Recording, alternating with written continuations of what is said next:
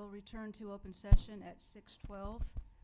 The board did meet in closed session, and we did take action on a single item, so I'll read the reporting out statement.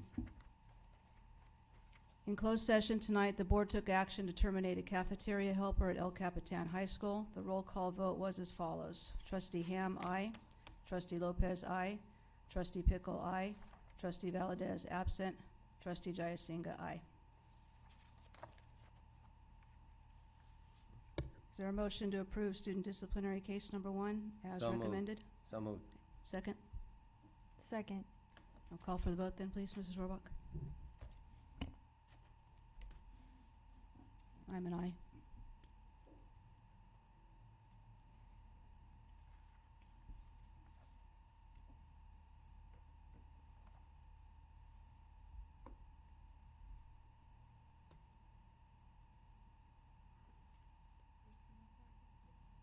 I'm an aye.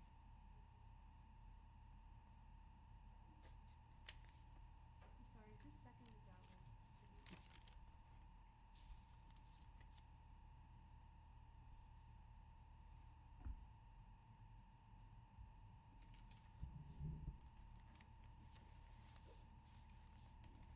Okay, motion carries 4-0. Invite everyone to stand for the flag salute.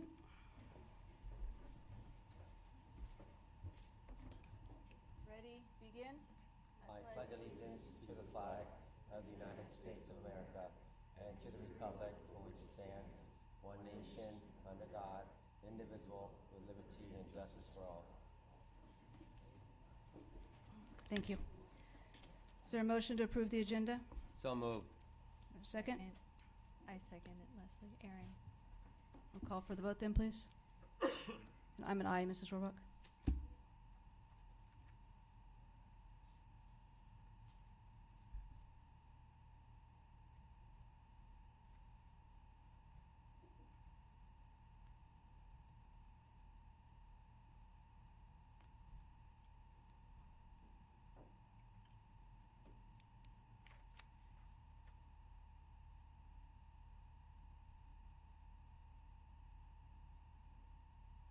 Okay, motion carries 4-0. Okay, we have recognition. Mr. Peterson. Mr. Rivero, would you mind coming up to the podium?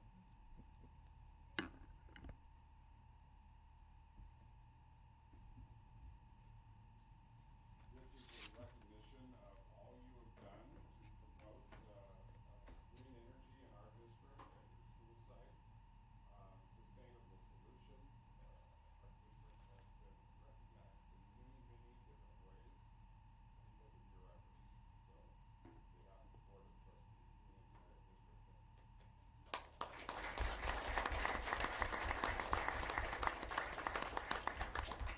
Mr. Rivero shared a video with all of us about his trip to DC, but if you'd like to take a couple minutes and share the highlights, that'd be great. So, as you know, the Merced Union High School District received the Green Ribbon Award from Washington, D.C. back in July 26th. The Green Ribbon Award is 3 pillars. It's energy, water, and maintenance of your facilities. Merced Union High School District scored first place in the state of California. We were a green achiever, and I believe they don't announce it, but I believe we're #1 in the nation.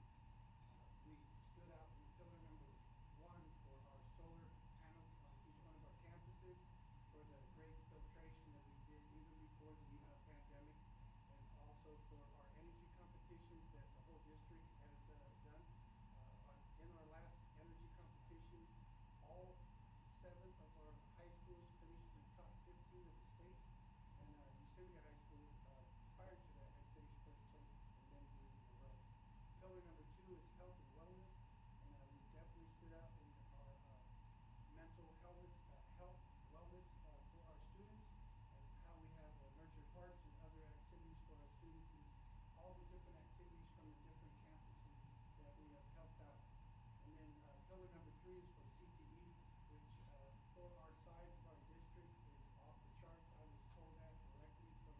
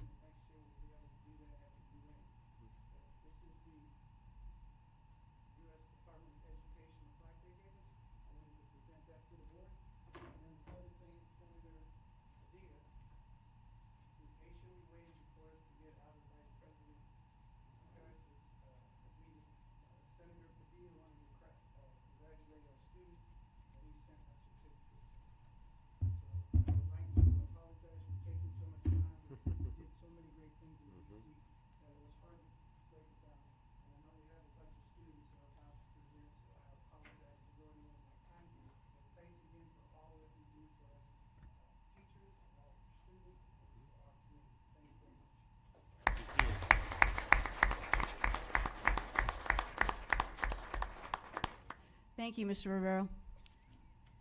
And next we have a showcase, Mrs. Parley.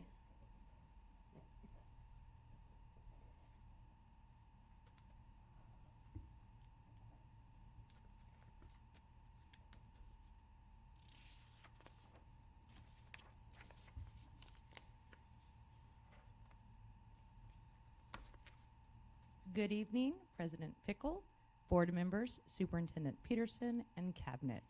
I am Alexi Parley, the principal of Atwater High School. We are honored to welcome you to our campus. As part of our showcase this evening, I would like to invite you to take a moment and look around at our fabulous library.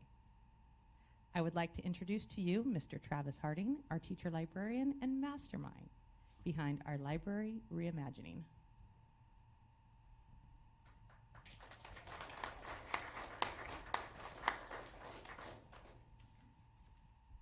Good evening. I would like to thank you for allowing me to take a moment of your time to discuss the incredible changes that our library has recently undertaken and how these changes have greatly impacted community connectedness, literacy, and learning outcomes for our students. With the generous support of all of our stakeholders, the Atwater High School library space was reimagined to make it more comfortable and inviting for our students, faculty, and staff. Worn-out furniture was replaced with modern and durable furniture that will last for many years to come. Aisles of books, which were located over here, were removed and placed along the walls to make the space more accessible, open, and functional. A very special thank you to our superb custodial staff for their help. Most importantly, the organization of library books was completely redesigned to make books and reading more appealing and user-friendly.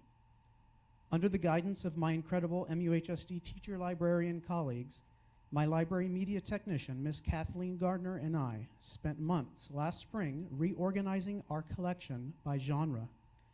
The genreification process, while mentally and physically grueling at the time, has had a monumental impact on our students and is thus far the crowning achievement of my 8-year tenure as a teacher librarian. Students now have the ability to physically browse for books based on their interests. Need a good romance read? Go to the red section. Fancy action and adventure? May I suggest the orange books back here. Perhaps you're more of an apocalypse kind of person. Check out the purple section. Student reaction to these changes has been overwhelmingly positive. Students love to be in this room, and their appetite for books has grown tremendously. Due in large part to our genreified collection, the circulation of library books has increased over 17% from this time last year. Students who previously would never dare ask for help finding a book now have the freedom to browse with ease. Additionally, students who never before would step foot in a library are finding a comfortable and friendly atmosphere where they are always welcome. On behalf of the students of Atwater High School, thank you for supporting libraries and the important work of teacher librarians. Literacy is the cornerstone of all learning, and the libraries of the Merced Union High School District have placed themselves at the center of teaching this essential 21st century skill. Thank you for your continued support of our work. I would now like to invite to the podium AHS computer science teacher, Mrs. Lily Lee Jones, to share what her amazing students have been up to.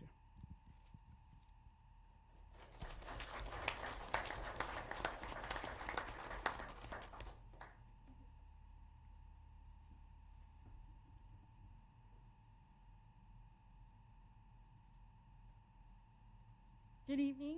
I'm Lily Lee Jones, and I'm a computer science and robotics teacher at Atwater High. But my first passion is mathematics. So during the summer, we were invited by UC Merced in the Applied Math Challenge, the first ever. And it's kind of like a hackathon, but for math. And everybody is able to solve the same problem, but they are given different approaches. So we had 3 teams from Atwater High, and each team was given a mentor. I wanted my students to come up and show you what they learned. So we have 3 teams here. We have Micey and Mia. We have Liam and Yahir, and also Alex and Shilong. And so first, Yahir and Liam are going to present what they learned, and it's fantastic, like if you see the presentations.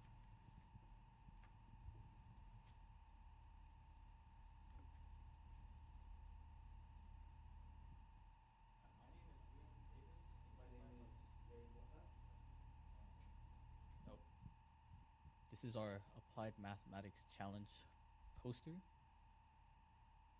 So, the original problem that we had was finding for a company the waste ratio that they had shipping a circular product in a square box. We originally had this formula to find out that exact waste ratio, but we realized since it's a radius of 1, we could just reduce it to pi over 4. And to find pi, we used the Machen formula and split the arctans even further down into a Taylor series formula. From there, we were able to put it all into C++, and this is only a snippet of it, but we used over 100 lines of code to figure out how we could basically add up each iterate, as the Taylor series uses each individual number that increases in n, they add it all together. So you can't just jump to a big number like 20. You have to add each one together. So it was a whole process. And in our results, we found that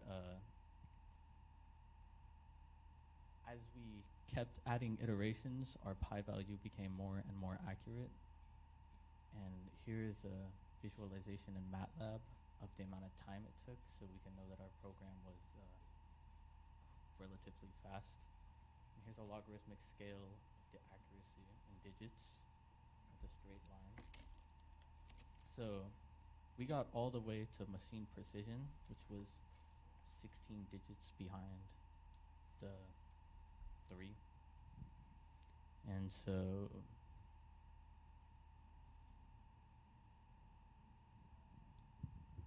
So basically, we used a pi reference value that our mentor Jared Stewart gave us at the beginning of the challenge. And our challenge was to find a number that equaled that or made it more smaller. Basically, the smaller it was, the better the answer. And the way that we found it was that with each iterate, we got closer and closer to that number. And when we reached machine precision was when we couldn't go further. Our number was the exact number that our mentor gave us, which is when we got our answer of this big decimal number. It's like 16 digits, so I can't really say it all.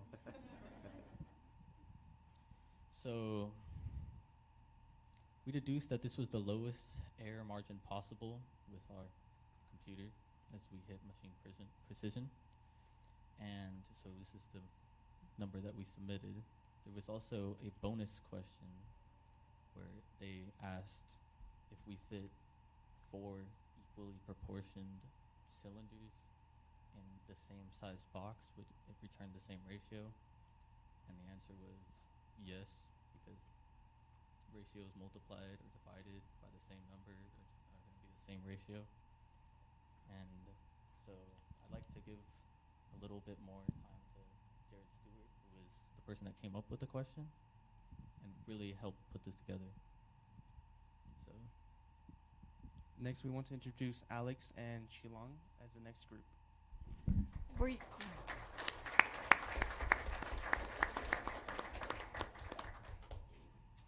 Were you gentlemen able to present that to the company that you did the research for? The UC Merced Engineering building. Yes, we did.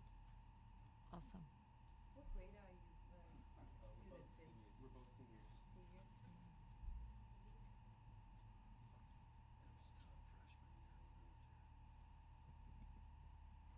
Hi, my name is Alex Martinez, and my partner Shailong, and our mentor is Shayna Bennett. We had the same problem, but we chose to use a different method. We chose the simplest method, which was to fit as many isosceles triangles inside a circle as possible to find the area of the circle. And we did this by cutting the isosceles triangle of one of the triangles in the circle in half, and then we got 2 right triangles and we combined them into a rectangle, and we found length and width using SOHCAHTOA. And once we found the area of one triangle, we multiplied it by the amount of triangles inside the circle and to find pi. And once we found pi, we use it to find the waste ratio, which is the amount of space that that's wasted, that's not wasted. For our results, we basically did it in graph form, which is basically the amount of triangles triangles, and then how accurate we get to pi.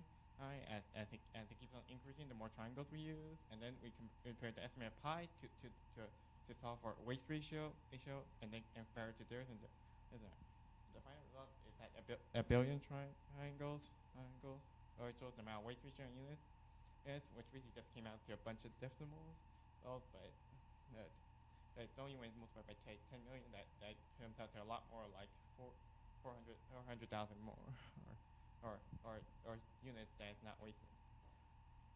For what we learned is, we basically learned the method that was used to solve pi from like inch pi, and basically how the pi transitioned from modeling elevating to a more theoretical model of calculus during time, and also we basically learned how to make graphs in Python.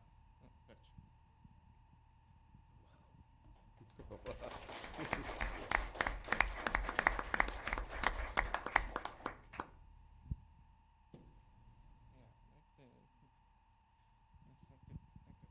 Next is Mikey and War.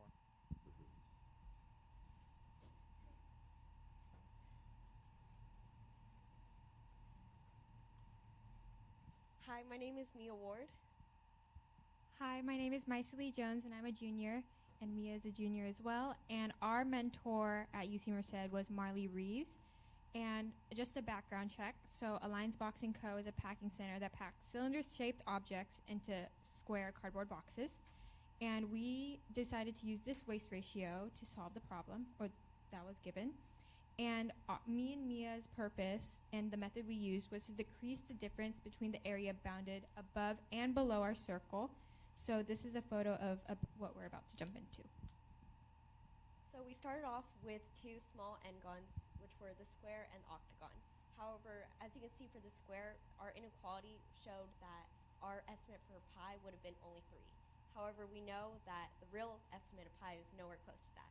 Therefore, we had to figure out a way to generalize this process to increase the number of sides of our n-gon without having to do it step by step. So this was the two formulas we came up for, and we ended up going all the way up to 5,820 as our n, and that made our estimate of pi go up to 7 digits.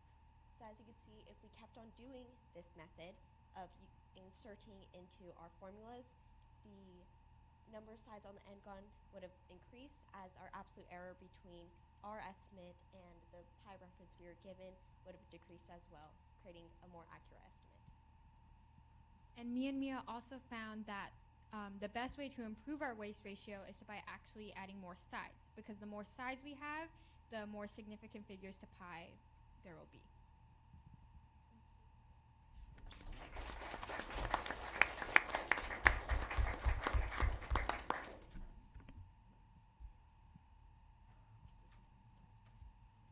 I would like to thank Mr. Harding for his dedication to our student, staff, and of course our library. And a huge thank you to Mrs. Lee Jones and her students for their creativity and hard work, especially over the summer. Great job, guys.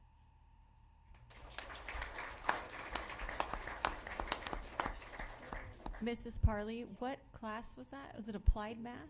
No. The challenge was applied math, but the class is robotics. So they do a lot of the code, and there's a lot of math that goes into that as well. Exceptional. Thank you. Yes. Right? That was like a whole other language right there. Yeah.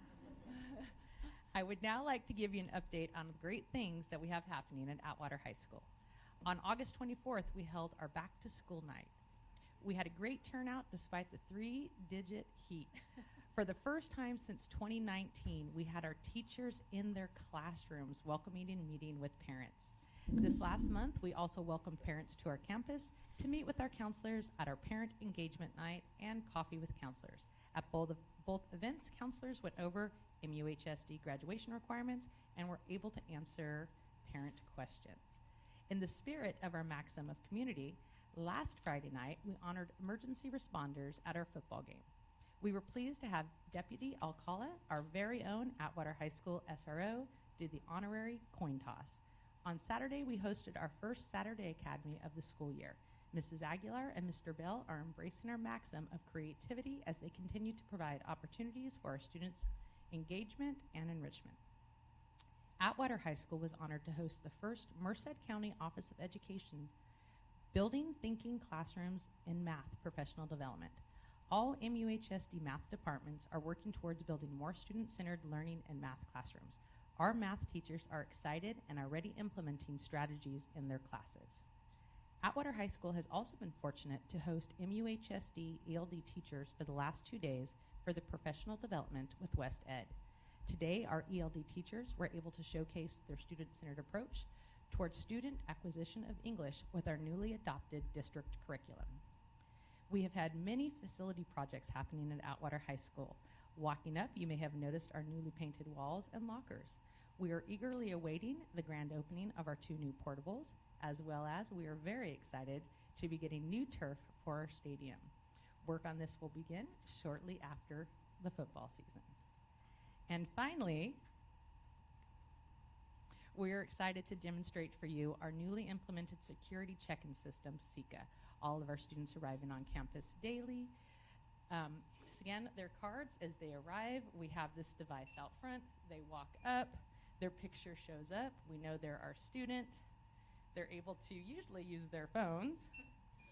So if they don't have their ID card, and the process goes pretty smoothly. We have liaisons out there with their iPads and an admin at the 2 gates, and they are with the services, and our kids just cruise on by, and we get the opportunity to say good morning while making sure that these are our students and they should be here on our campus.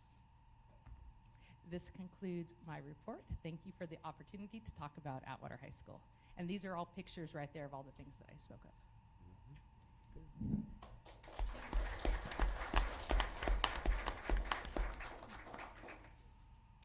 Does the scanner make a different noise if someone doesn't have the right barcode? Yes, it can. Okay.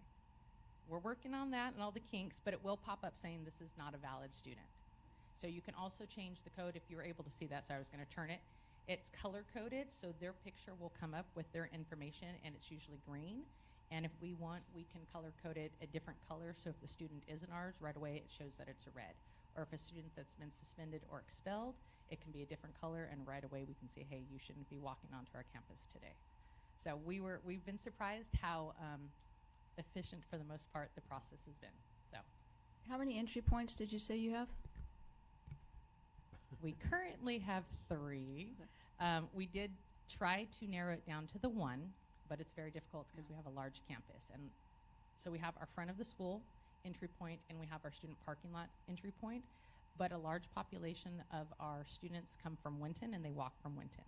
So we also have the Winton Way gate open from 8 to 8:20, and we have a liaison out there for that period of time. How long does it take to get everyone through? Is it pretty quick? Surprisingly, it's pretty quick. We've had some kinks. We've worked on a few different things. We originally plugged that into the Chromebook, and it didn't seem to process fast enough. There's a definite delay once there's more students on campus, and I think there's more kids pulling from our broadband, so we're working on that. We're a little away from the router, so we're going to work on getting another router closer to the front entrance. The one over by the band room works pretty quickly, and again, I think because they have the routers a bit closer. And then when you go away from the internet, they're able to download and then resync once they come back onto campus. Are you using this exclusively for security, or can you use it for attendance as well? There are many things you can use it for. Currently, we are starting with the security. We would like to eventually use it possibly at football games to scan kids to make sure there are ours, especially to see if they've been suspended or expelled and they shouldn't be there. And maybe, we've started conversations with other school sites to see if we wanted to kind of do this district-wide. So if we have kids going to a Merced High game, they would know, hey, wait a minute, you've been expelled, you shouldn't be coming to the game tonight. So those are things that we're working on. We have discussions on how we can use this in the classroom as well.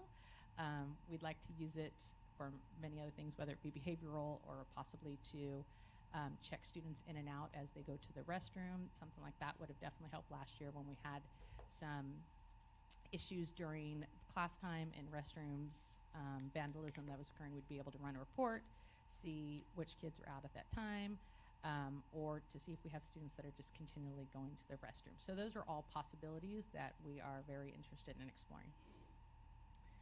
Golden Valley has something similar, yes? Is it the same program or something different? Same? Yes. Okay. Yes. Thank you. Ms. Parley, so once kids are in, do they still have to present their ID cards, or they're in, like in an amusement park, and they can just walk around the campus and not have to worry about that? Yes, part of it is that we do see that every single kid that comes onto our campus has been scanned in so that we know that they are our students. We do ask them to have their ID card on them at all times, just in case that we want to verify who they are. In addition to having this at the gates that we have, our liaisons now have iPads that they carry around where they can access areas through that. If we say, hey, we're looking for X, Y, and Z student, they're able to pull up who that student is, get a picture of them, or if we want to start tracking, if we wanted to track, let's say, dress code violations or other things, and they're in the hallway and they see it, we could have them scan with the iPads through this system so that we can run a report eventually and see. So we do ask our kids have their ID cards. Most of our kids, if they don't have their ID cards, they have a picture of their ID card, works on the system, works for us, as well. They have their Chromebooks always, which also have the barcodes. We have a lot of kids that will just pull that out if we need to scan them. Excellent, thank you. Any other questions? Okay, thank you, Mrs. Parley. Thank you.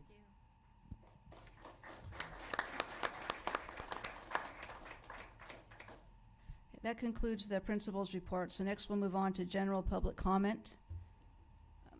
When your name is called, please approach the podium. You'll have 3 minutes to address the board, and this is our opportunity to listen to you, but we will not be commenting at this time. First we have Cesar Rodriguez.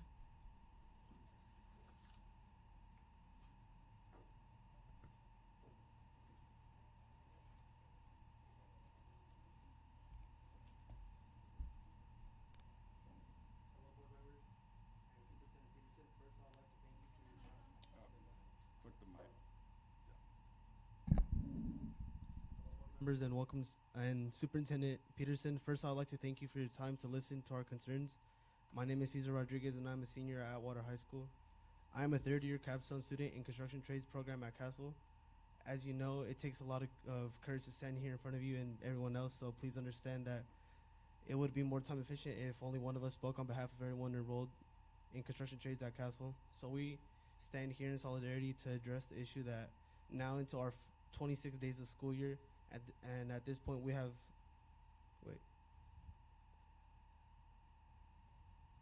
at this point we have missed out on 2,600 hours of important instruction time due to the fact that Atwater High School and the district are hiring teachers that are not qualified and competent to teach a class of this level. As you all aware, the teacher that we were promised to be qualified to teach us has quit into his first 5 days of the school. The district is to ensure that we are hiring instructors that are qualified and could teach a high quality, meaningful curriculum that ensures we are career and college ready.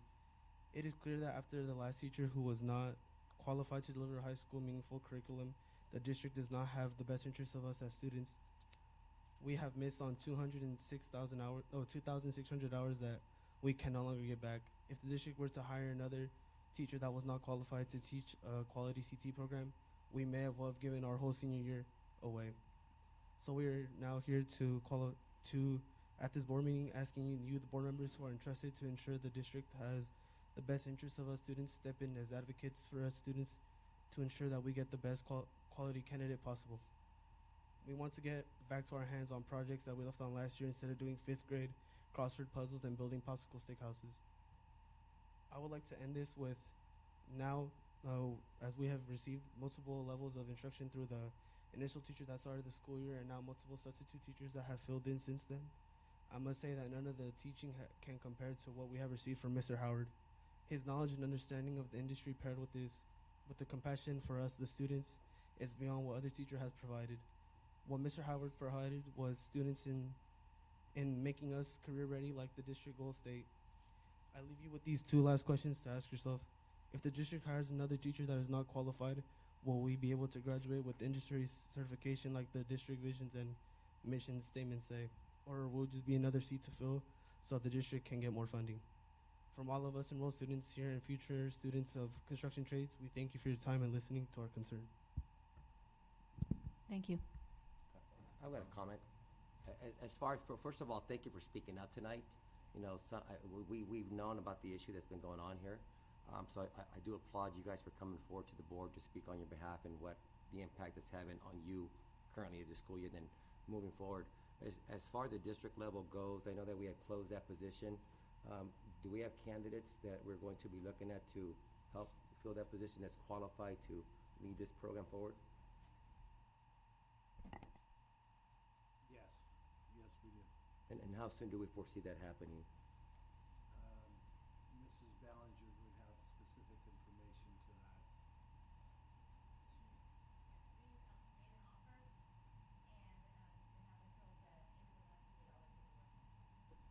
So we do have, okay, thank you very much. Thank you. Thank you, guys. Next speaker, Bill Warden.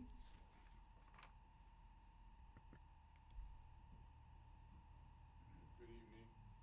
This is not the first time I've been in front of the board to present what I'm presenting this evening. I am requesting. Mr. Warden, can you use the mic? Thank you. How's that? How's that, Ms. Pickle? No, I don't think it's on. It says on. Okay, reset the timer. Yeah. See, they're doing this on purpose, so I don't get my 3 minutes. There we go. Working now. There. Reset it. Thank you. Here we go. Okay, I am requesting $192 remuneration for unpaid sub-pay. I was not fully compensated for 2 sub-days in a team teaching situation. I was responsible for taking each teacher's attendance, giving instruction, and assisting students assigned to each teacher, doing classroom management for both classes, etc. Mr. Calderon stated it was posted as a single substitute job and that I was trying to double dip. However, the sub-days were arranged directly by the teachers at the site. Now that is the backstory. Updating it in regards to the following questions, I would appreciate a written response from Human Resources at the district office as soon as possible. These are not rhetorical questions. Did a principal in the district resign this year to take a position in another school district and leave his current position the same week that the school year ended and still be paid through the end of his contract? If an associate principal takes the position of summer school principal and is getting paid for both titles at the same time, wouldn't this be a great example of double dipping? If on the 3rd occasion that I substituted in the same team teaching classroom and there was a second substitute teacher, wouldn't that imply that there should have been 2 subs the previous occasions when, in fact, I performed the duties of 2 teachers by myself? The district office exhorts all students and staff personnel to be individuals of character and to align themselves with the 6 pillars of character. Certainly the district office wants to be the standard bearer for this campaign. I do not believe there is any statute of limitation on doing what is right. Thank you. Thank you, Mr. Warden. Next speaker is Sydney Lewis and Tamira Mecca.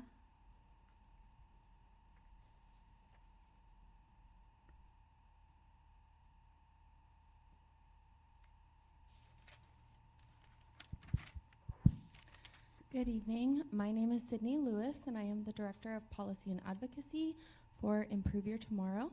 This is my colleague. Hi, my name is Tamira Mecca, and I am the Policy and Advocacy Specialist for the Northern Central Valley. Improve Your Tomorrow is a college access and completion nonprofit that was founded in Sacramento and now serves over 3,400 students across 7 counties, including Stanislaus, San Joaquin, Sacramento, Yolo, Humboldt, and several in the Bay Area as well. We serve our students through multiple programmatic elements, including after-school counseling, tutoring. We offer during-school programming where we can help students complete their homework. We also take students on college tours. Many of our students are first-generation college students and have never had the opportunity to set foot on a college campus. So each student gets a mentor while they're in our program who helps them achieve their academic potential. Of course, we are in the policy and advocacy department, so we also do some policy work as well to try to dismantle the systemic barriers that have traditionally hindered young men of color from attaining higher education. So we are just here today to introduce ourselves to you. We would love to be able to expand both our programmatic and our policy services into Merced Union High School District. And we did leave a few handouts with both of our business cards for you so that we can be in touch to give you more detail about what our program offers students. Thank you. Thank you. Next speaker, Lamar Henderson.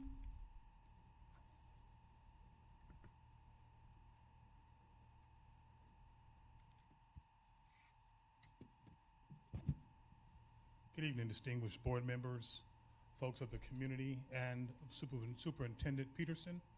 My name is Lamar Henderson, and I'm here to speak on behalf of Mr. Brian Peterson. I'm here as part of Brian's Village. I'm here as someone who sees value in you, young man. If I can address my comments to you directly, Brian, before we met, before we came in today, I had some discussion with you outside the door. And I told you that in life, we're all gonna make poor decisions and bad choices. But I want you to know that you're not a poor decision and a bad choice, that you're a gentleman of value, and that you will be a contributor to this community and you will be a contributor to this society.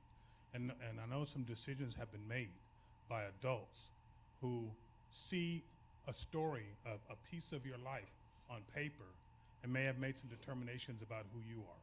But let me tell you something. I just met you.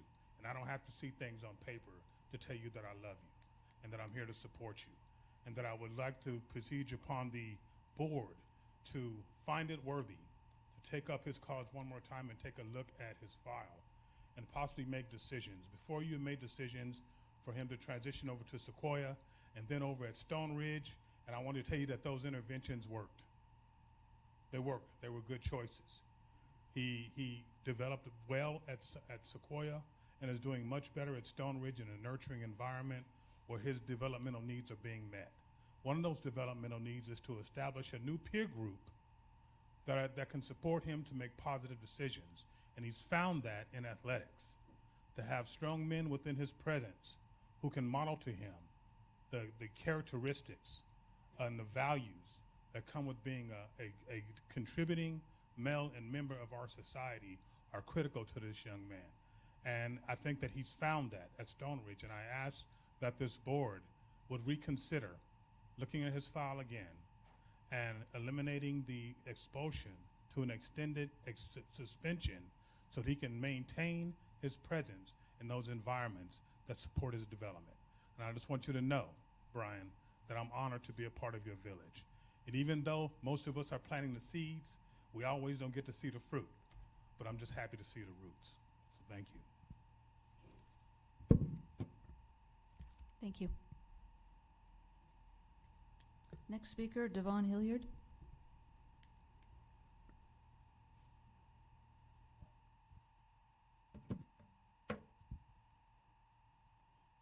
Good afternoon, board.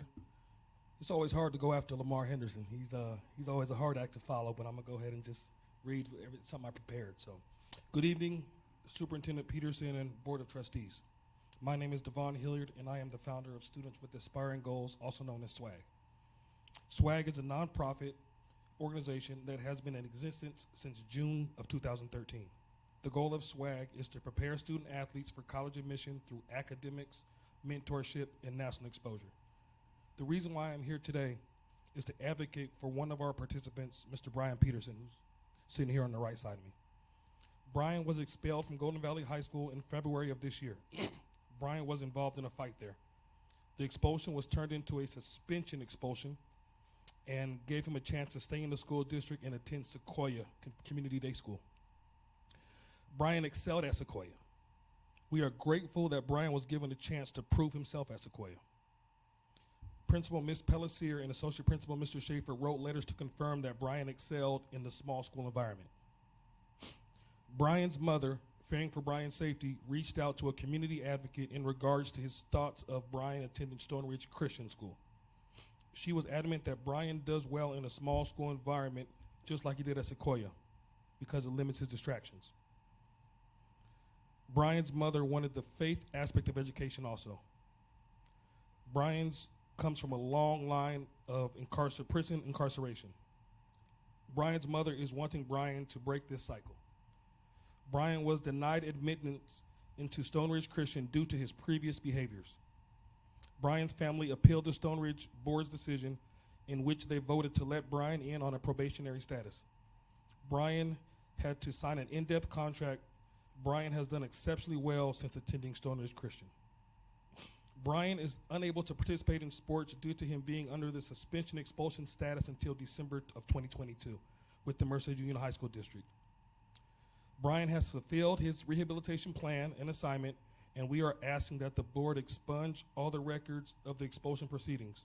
We appreciate your time and hope that you could make a decision that favors Brian. Thank you. Thank you. Our last speaker is Nancy Murillo.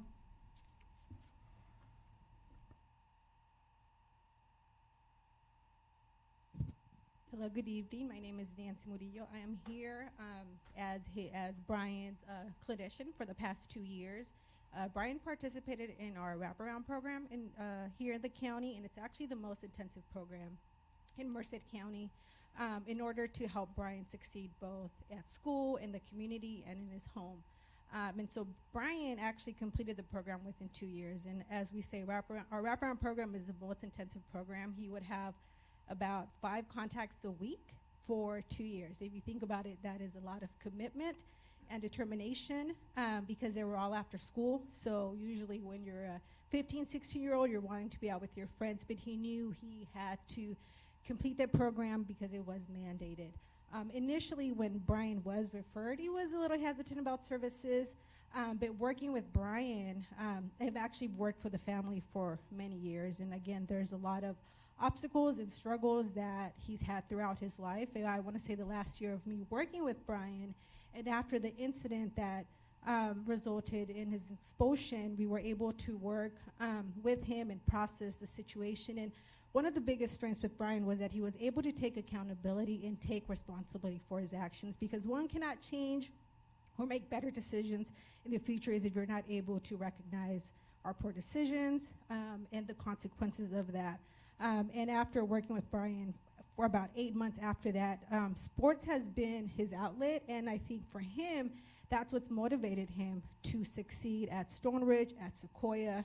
And sometimes, the population that we work with in this community, a lot of opportunities like attending Stone Ridge and giving a second opportunity to be exposed to something else that they're not used to is very beneficial. And I think with Brian, the last 6 months of us working with him, he talked about sports. He talked about attending college, playing football at collegiate level. And so I think that giving him the opportunity to continue to play sports, continue to participate at Stone Ridge, I think we will see him excel not only in the present but in the future. I think he has a lot of goals, and I think with different in a different environment, different peer group, and with the support that has been given to him through Stone Ridge and the SWAG program, I think that he would do very well, and I think that we need to give him the chance to succeed and thrive. And I think that he's been showing that for the past year, and I think he's committed to do well, and I think that he deserves the second chance, and I think that we as the adults need to give him that opportunity. Thank you. Thank you. Mrs. Pickle, is that the last speaker you said? Yes, that's correct. Just a quick comment on my behalf. Brian, it's obviously you're having a lot of success right now at Stone Ridge. We've heard your story. We've had discussions about it. And we applaud the work that you put into changing who you are. And obviously being at Stone Ridge it's working for you, and being a part of the Sequoia program has also worked for you. That we want you to continue that avenue. I know that you want to get on the field. We all understand that, and we are hopeful, that not to just let football be the go-to for you. Obviously, you seem to be athletic, that there are other sports that you may be able to participate while at Stonebridge. You'll be afforded that opportunity next year because you're a junior, correct? Okay, so you'll be afforded that opportunity next year. And obviously for us as a school district, and particularly for myself, it's situations like these, have opened my eyes to look at our current policy and see if there are ways that we need to amend it and revise it when we have unique situations such as yours come to the board. Yes, we can say that if we open this up, it could be, 30, 40 other kids to do the same thing. But you know what? I applaud that you're up here, because we don't have 30 or 40 other kids coming forward to the podium. So I do appreciate you, and coming forward. I do appreciate your advocacy group coming forward to speak on your behalf. And we wish you the success, because it's obviously what's going on right now is working for you, and I want you to continue that. Don't let football be the driving factor. You've still got another season of that. Let the other sports drive you and continue your motivation to want to succeed. Okay? So thank you. And thank you all for representing him tonight. Mrs. Pickle, normally we would wait and have comments at the end. Yes. Since Mr. Lopez spoke, do you want us to wait till the end, or?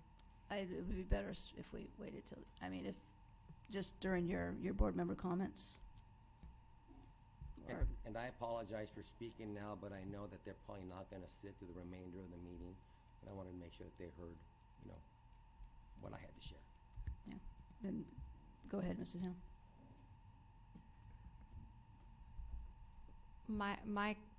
I echo what Mr. Lopez said, and you're a very fortunate young man to have a village that came forward, and we absolutely respect that.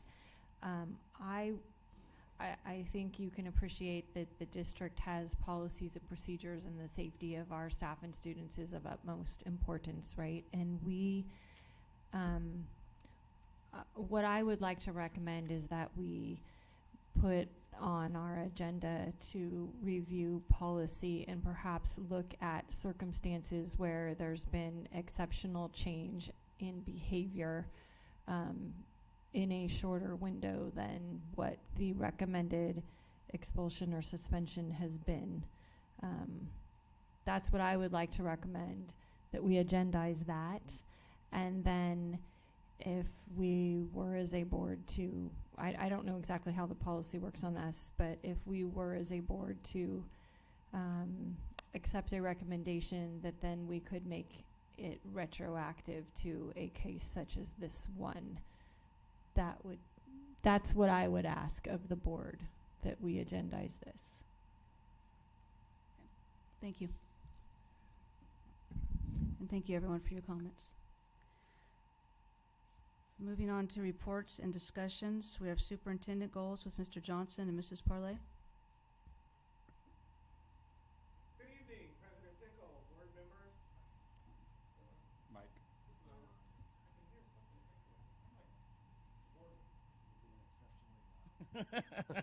Is that what it is? The echoing? Okay. I will start again. President Pickle, board members, Superintendent Peterson, upper level cabinet, and Leslie. We're here to give an update around Atwater High School and the MTSS goal.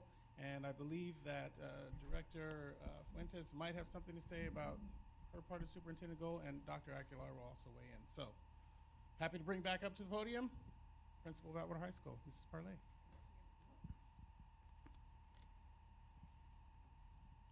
Thank you, Mr. Johnson. Hello again. I would now like to present to you on how AHS has been supporting the superintendent goal number 4 on MTSS.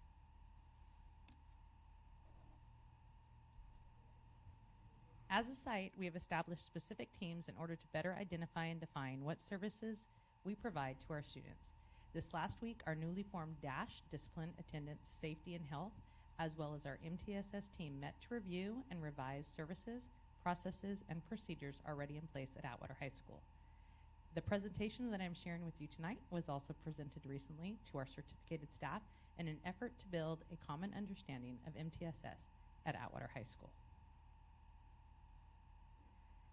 This year, we are embracing our maxims: community, respect, innovation, and imagination.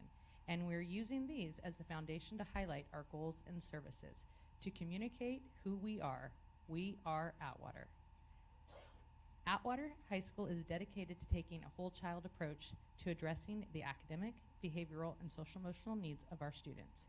Our intervention coordinator meets regularly with high-risk students to form relationships and to be proactive and preventative. Character Strong lessons are currently being taught to our students in our social studies and soon to be English classes. Our instructional leadership team meets regularly to plan and provide support for our staff to ensure all students have access to high-quality instruction. This year, our instructional focus continues to be Engage AHS, with an emphasis on everyone does everything in the classroom. This year, due to our early administration of the reading inventory assessment, our data indicated that we needed to add an additional Read 180 English support class for our 9th graders, and we were able to achieve this to better support our students in English. And later this year, our math department will begin work on district-wide math benchmarks. And finally, we are currently refining our screening and monitoring processes to better create early warning systems and tiered levels of supports for our students. To better support our students, our counseling team as a whole, we recently moved our student support manager and our intervention coordinator into our counseling office. This concludes my MTSS presentation. Do you have any questions? No questions? Superintendent Peterson, do we have any metrics to show how this is proving out as an effective strategy? Well, Mr. Johnson, would you like to speak to that? I don't, go ahead. Sure. I mean, we can slap some numbers on it. I have those ready. I can bring those back. Start throwing the calls. Yeah, what you would see at this point, obviously, is like who's being seen at what level and by who. We track all of that. Well, and we have a lot of additional services. I mean, every year for the last several years, we've added more and more services for students, so it would be very helpful to see the numbers of students that are utilizing them. And Sure. obviously, COVID had a ginormous impact, and so, you know, have we fully rebounded into students utilizing services as we hope that they will? Those sorts of things would be really helpful to know. Thank you. I do know that when our teams were just meeting, like our DASH committee and our MTSS team, our first goal was to go and look at what we currently have and then revise. And then part of our conversation was, and I do believe it's one of the other superintendent goals, we do want to come up with the metrics on how we're going to measure all of these things, primarily in our counseling department, to see are these things working. So I do know that those are our next steps. We're not there yet, but it is on our plan for this year. But you're going to have a principal presenting at every board meeting from now till the end of the year, and it will always be around the superintendent goals, so we can build some basic metrics that they all use, so you can see that across campuses. Thank you. If I may add, this is the work that is now just beginning with Dr. Trish Hatching's group, which we've partnered with our counselors, all of the counseling providers. So as we move along, this is a 2 to 3 year process, but as was mentioned, those metrics are being worked out, and we're collaborating with all of the support systems to ensure that we're all moving in the same direction and we're all have the same understanding of the metrics that we want to use. Has all of the training district-wide taken place, or is it an overtime, more and more comes at you? And, okay. Yeah, we definitely want to make sure that people are not drinking out of a fire hose. And then also, given the number of services that we're providing our students, the last thing we want is to pull off a bunch of services that students need for training. So it is a slow, methodical training that students are getting. And then also Trish Hatch's group, the actual team, is visiting school sites. We'll be visiting with counseling groups. So they're coming to us. We're going to the providers, so we're not pulling them off for extended periods of time. Mr. Johnson, Ms. Parley, just to add to that, as we continue this roadway down the MTSS approach, obviously we know student populations coming in from from their feeder schools and who those targeted populations might be. In this process, are we being proactive in identifying and supporting them ahead of time versus being reactive and allowing something to happen, then, oh, now we're going to start working with you, when we already know that, you know, this kid needs academic support, or this kid needs behavioral support, or has a discipline record extended, you know, that we can start to support them before something else erupts. Yes, and I can go ahead and address that.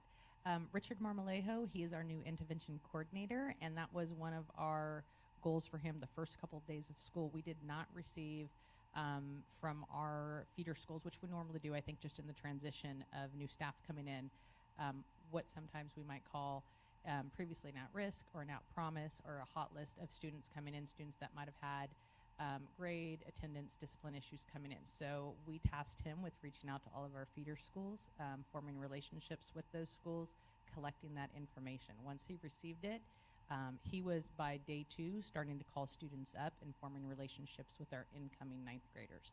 So that's been our priority this year. Once we had our CUME folders also set, he's been pulling those as well and not just taking the information from the list. He's been going and digging a little deeper and getting more information on these students so that we really can try to be proactive. And I'm thinking in terms of I think all the schools, feeder schools, probably use Aries now. You know, that instead of us, just a suggestion, instead of waiting until August, you know, that we know what that record is come June when they graduate or leave their feeder schools, that we know who those students are. So we've got 2 months to start playing with this data and start forming our groups of students who are going to need those support systems prior to, you know, the first week of school starting. So. Yes, Dr. Aguilar is continuing with the goal of working with the feeder schools, and I know he's meeting this week. Next week with feeder schools, and part of that discussion is we all use Aries, but we all need more information, you know. So one of the interventions, one of the proactive interventions we're trying this year is the Read 180 program. So we give the reading inventory, we see what Lexile level or grade level a kid reads on, and then we will place them accordingly. And with Read 180, it takes the place of an English class. It's an A through G class, so the kid does not get behind in graduation or college credit. So that's one of the ways that we're being proactive. Thank you.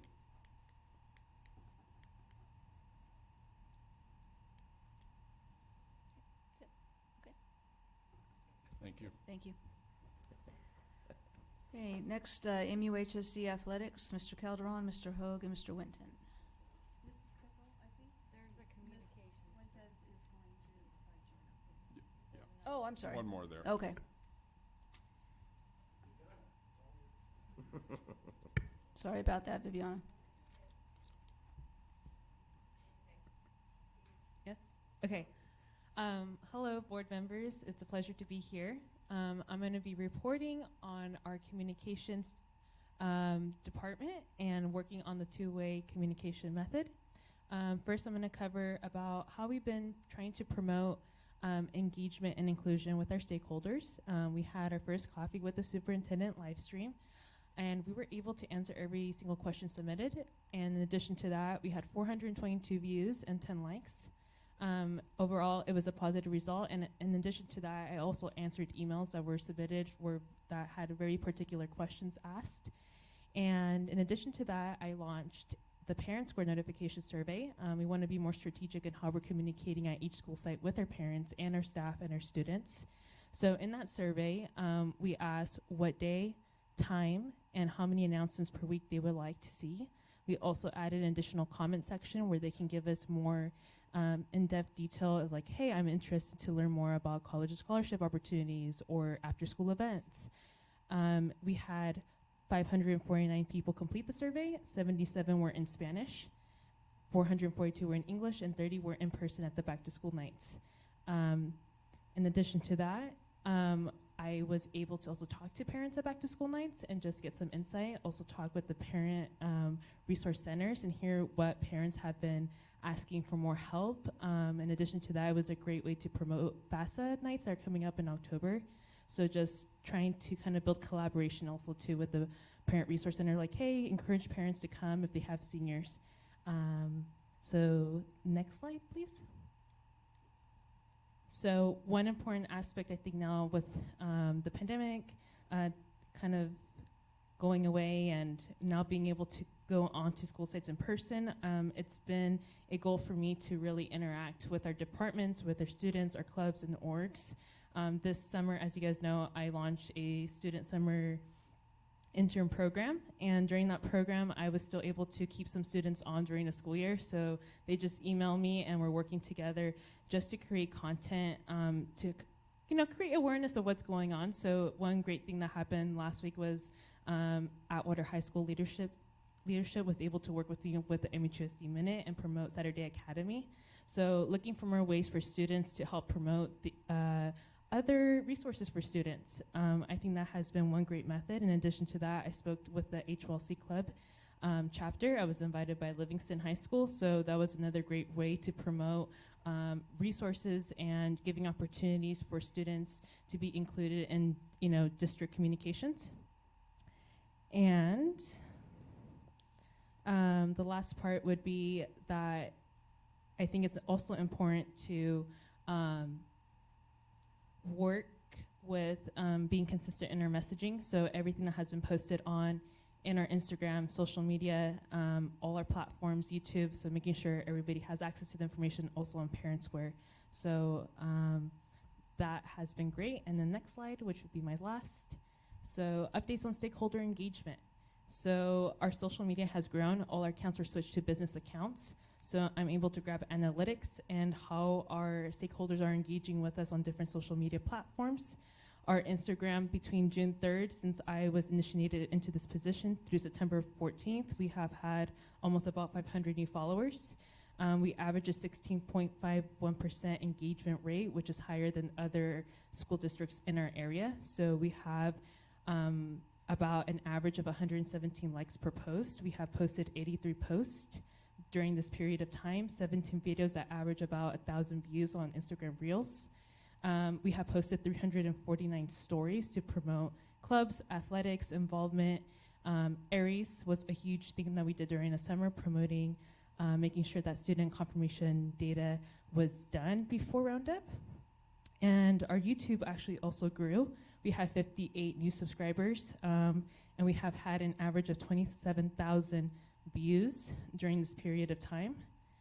My last comments would be that we're working with different departments in our school district, so making sure that I create a kind of like a worksheet where I go in there and I make sure that I'm documenting on every single platform, whether it be, hey, I spoke today to a group of students, a club, an organization, or today we posted on Instagram, today we pushed out a notification on Parent Square to make sure all of our areas are covered in our communication. We're not leaving nobody out, making sure we're having translated documents as this as well in English and Spanish, and hopefully working also to push out things in Hmong or any other language needed at a school site. And lastly, it is helping me also to reflect each month on how we can do better to communicate. So if one post is not doing well in terms of financial aid and scholarship outreach, how can we do better to promote it, create better engagement? And that is it. Any questions? Outstanding job. You are doing great work. Thank you. Yes, I just have an observation that there's definitely a little new vibe to the content and what you're putting out, and it's very student-centric, and it's awesome. It's really great to see, so thank you for all of your efforts. Thank you. Thank you. Okay, Mr. Calderon, you're up.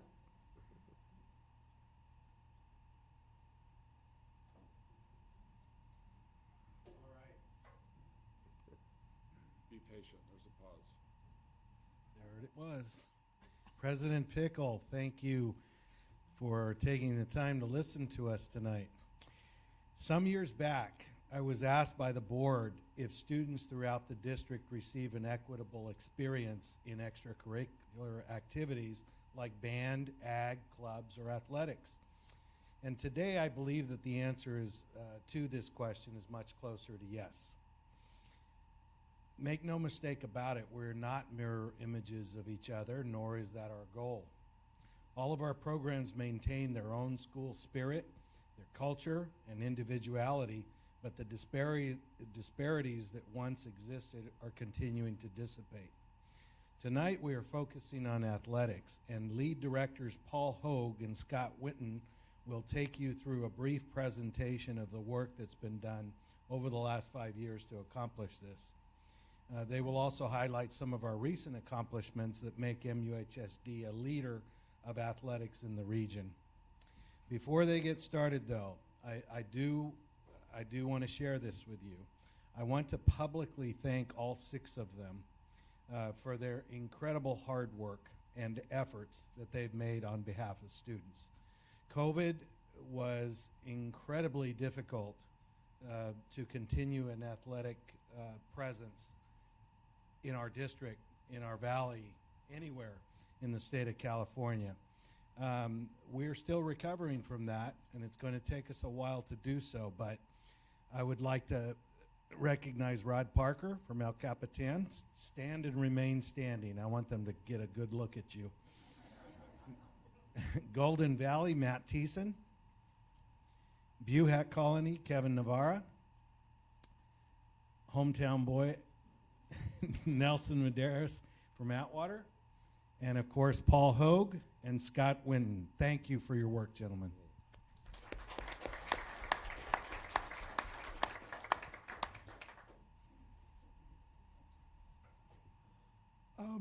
President Pickle, board members, cabinet, Superintendent Peterson, thank you guys for having us here tonight. You know, like Mr. Calderon said, you know, we do work very well together. Honestly, I think there was a misconception that because we're rivalries on the field, that we hate each other off the field, and we actually get along pretty well. So, just looking at Merced Union High School District Athletics, number 1 is equity. As it's defined by our ability to provide our students an equitable athletic experience across the district, as well as our coaches having that experience across the district as well.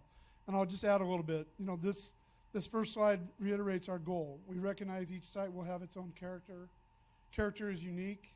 However, the spectrum of sports offered and the stipends established to compensate our coaches are uniform. So we try to make that all work together as one. We are also seeing district leadership take bold steps to close the facility gap between these sites. Example would be the 2 new pools that are going in at Merced and Atwater High School, the 2 new gyms that were built at Merced and Atwater High School, the new on-campus stadium at Merced, and the planning stages for Buhack and El Capitan, to name just a few, other than the major projects that have gone on at Livingston and other sites. The next phase of our presentation is about student participation and creating reasons for kids to come to school, creating equity in stipends and incentives to hire and retain great coaches, with the idea that more coaches equate to more student involvement. And I can say, you know, early on in Mr. Peterson's tenure as a superintendent for the Merced Union High School District, it became obvious that if we had an idea that was about getting more kids involved, it was not only going to be approved, it was going to be, let's find funds to make it happen. So things that we're doing to get kids coming to school, if it's athletics, if it's band, if it's some outside group or some club, the answer is always yes. One of the offshoots of getting more kids involved was transitioning to a new coaching stipend structure. The goal was to create more equity in stipends and to create incentives to not only hire great coaches, but keep great coaches. It's becoming harder and harder to find quality people to coach our kids. And so with more coaches, that equates to more student involvement.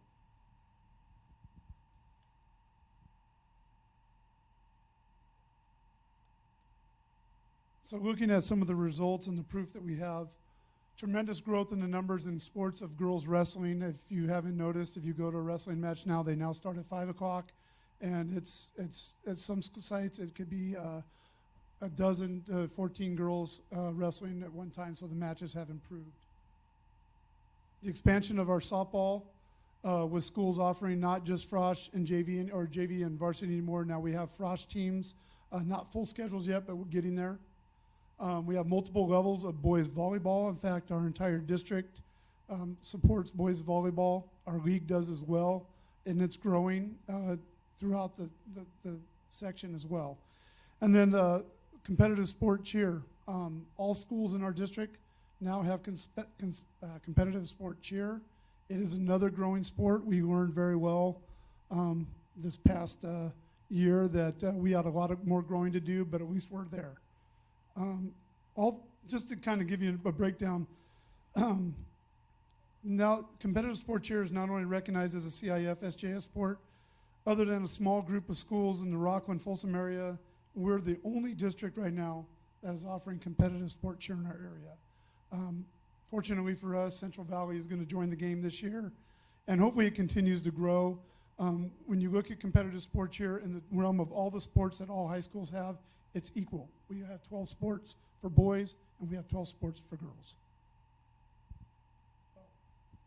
So just kind of what's next and what we're kind of headed towards. Currently, all schools in our district have both varsity and JV golf. We also have varsity and JV tennis for boys and girls. Today was a JV tennis cluster today at Atwater High School. Or no, is it Merced High School? We're looking at expanding soccer, boys and girls soccer, to include freshman soccer, which is something nobody in the area is doing. Our soccer coaches are excited about this. We don't want to have to cut any kids from our programs. So that's kind of what's on deck.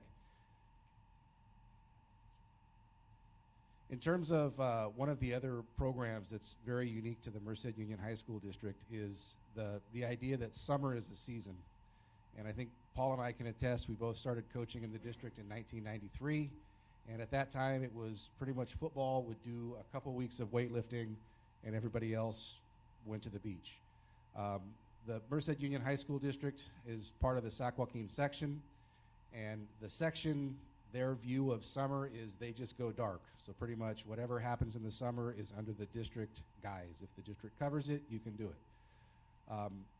What we did when we revamped our stipends is we said, okay, we're going to treat summer as a season, but part of treating summer as a season is our kids and our coaches are going to be cleared. That means if a kid comes in from 8th grade, we want to make sure that that kid has a physical before he steps on a court or a field. We want to make sure he's cleared by a doctor. We also want to make sure that our coaches, if they're coaching in the summer, they're cleared. They've been fingerprinted. We know that if they're working with our kids, they're cleared just like they would be for any other season. So kids and coaches are cleared. Derek Daly, our director of risk management, had a big sigh after we said that our kids and coaches are going to be cleared in the summer. In addition to that, you know, the mantra that when the section goes dark, we turn on the lights. Equity. It's giving all kids a chance to be included in the summer. Getting kids involved and connected in June helps us retain them in August and later down the road. So having that first connection to school in early June with a coach is what keeps them coming back once the season starts.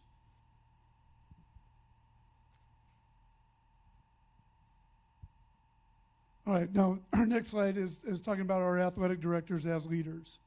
The presidents in our section, the Sac Joaquin section and the state CIF, having our Sac Joaquin section have presidents and who runs those divisions. We'll talk about that a little bit more in a second. The professional development, what's out there, what will make our schools even better. Home campus, if you haven't heard about it, it's our monitoring system that clears our kids, helps us track them a lot easier. It's all digital. They all have to be online. It's easier to find out where they are, what their physicals are. Plus, our coaches have all that information either on their phones, their iPads. So their physical, if anything were to happen, they can pull it right up right away. There's no looking through papers. Oh, where's that binder? So they all have access to it as well. The sites in the district are definitely supporting the athletic directors and our professional development, and we appreciate that. Our ADs attend section, state, national athletic director conferences while we pick up ideas and best practices such as home campus and GoFan and some other areas. Our district AD's ongoing presence at state and national conferences allow us to be in a position to be extremely well represented within the Sac Joaquin section. Over the past 9 years, Mr. Peterson and Mr. Swartwood have both been served as Sac Joaquin section presidents. Our section is made up of over 195 schools.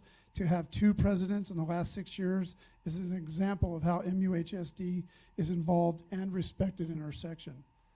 In addition to Alan and Kevin serving as SJS presidents, our ADs are involved in the Sac Joaquin section executive committees, playoff committees, as well as Sac Joaquin section athletic director associations. We have both been involved and presented at the Sac Joaquin section athletic director conference and the new AD workshops. We are also scheduled to present this year next 2 weeks from today, or 2 weeks from Monday, to present at the Sac Joaquin Section Athletic Directors Summit.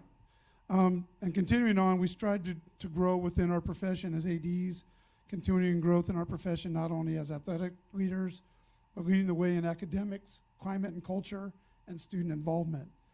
As we grow, we strive to stay on the cusp of what is best for high school sports and what is best for our kids. We've done it in the past and will continue to do this in the future. Innovation we've seen in the last 6 years. Standardizing our student clearance process with home campus and athletic clearance. This is a game changer for us. If you've ever been on our campuses, our ASB secretaries are invaluable, but they were running around daylight folders and pulling out physicals and stapling papers and clearance and looking up if they're cleared or not. That's all done for us online. GoFan digital ticketing, all schools are offering this option as we speak today. It's a game changer for us as well. Creating a weekly or bi-weekly newsletter, social media markets through apps and programs like Gipper, Game Time. Ideas and ways of creating more revenue for our programs like NFHS networks, Huddle Focus. Develop site leadership strategies for player, parent, coaches handbooks that we develop, captains councils for sport teams, and so on. It just continues to grow, and we continue to look for new ways to help improve our students, our athletes, and the culture on campuses.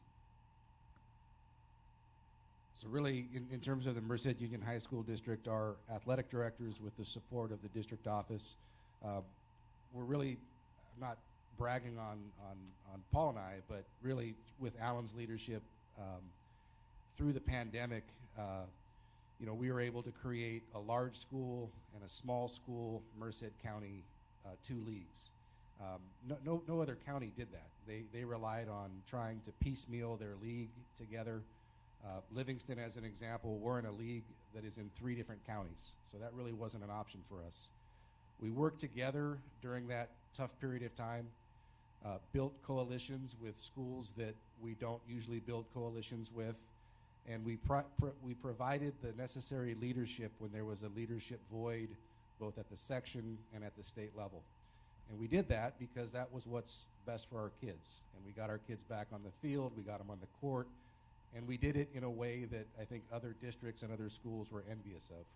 We worked with our schools, we worked with the county health department, and we did it the right way.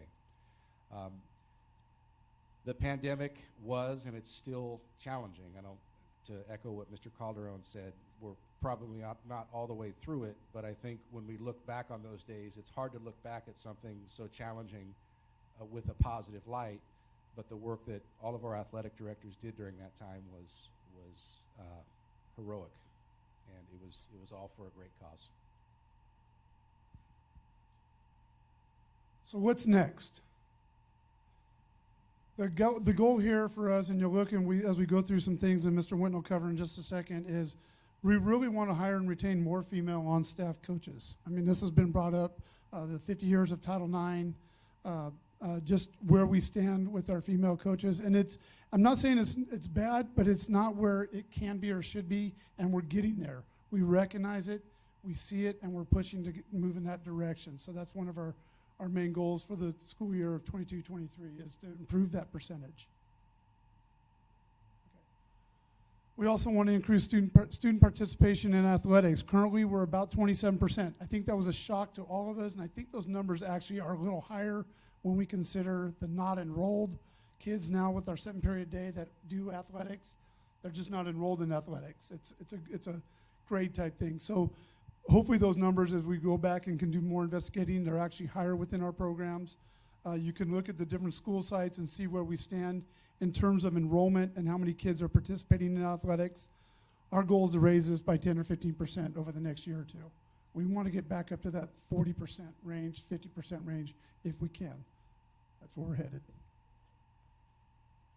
I think, speaking for Paul and I, we want our coaching staff to look like our campus, and we want more strong female leaders in leadership positions taking charge and running those programs.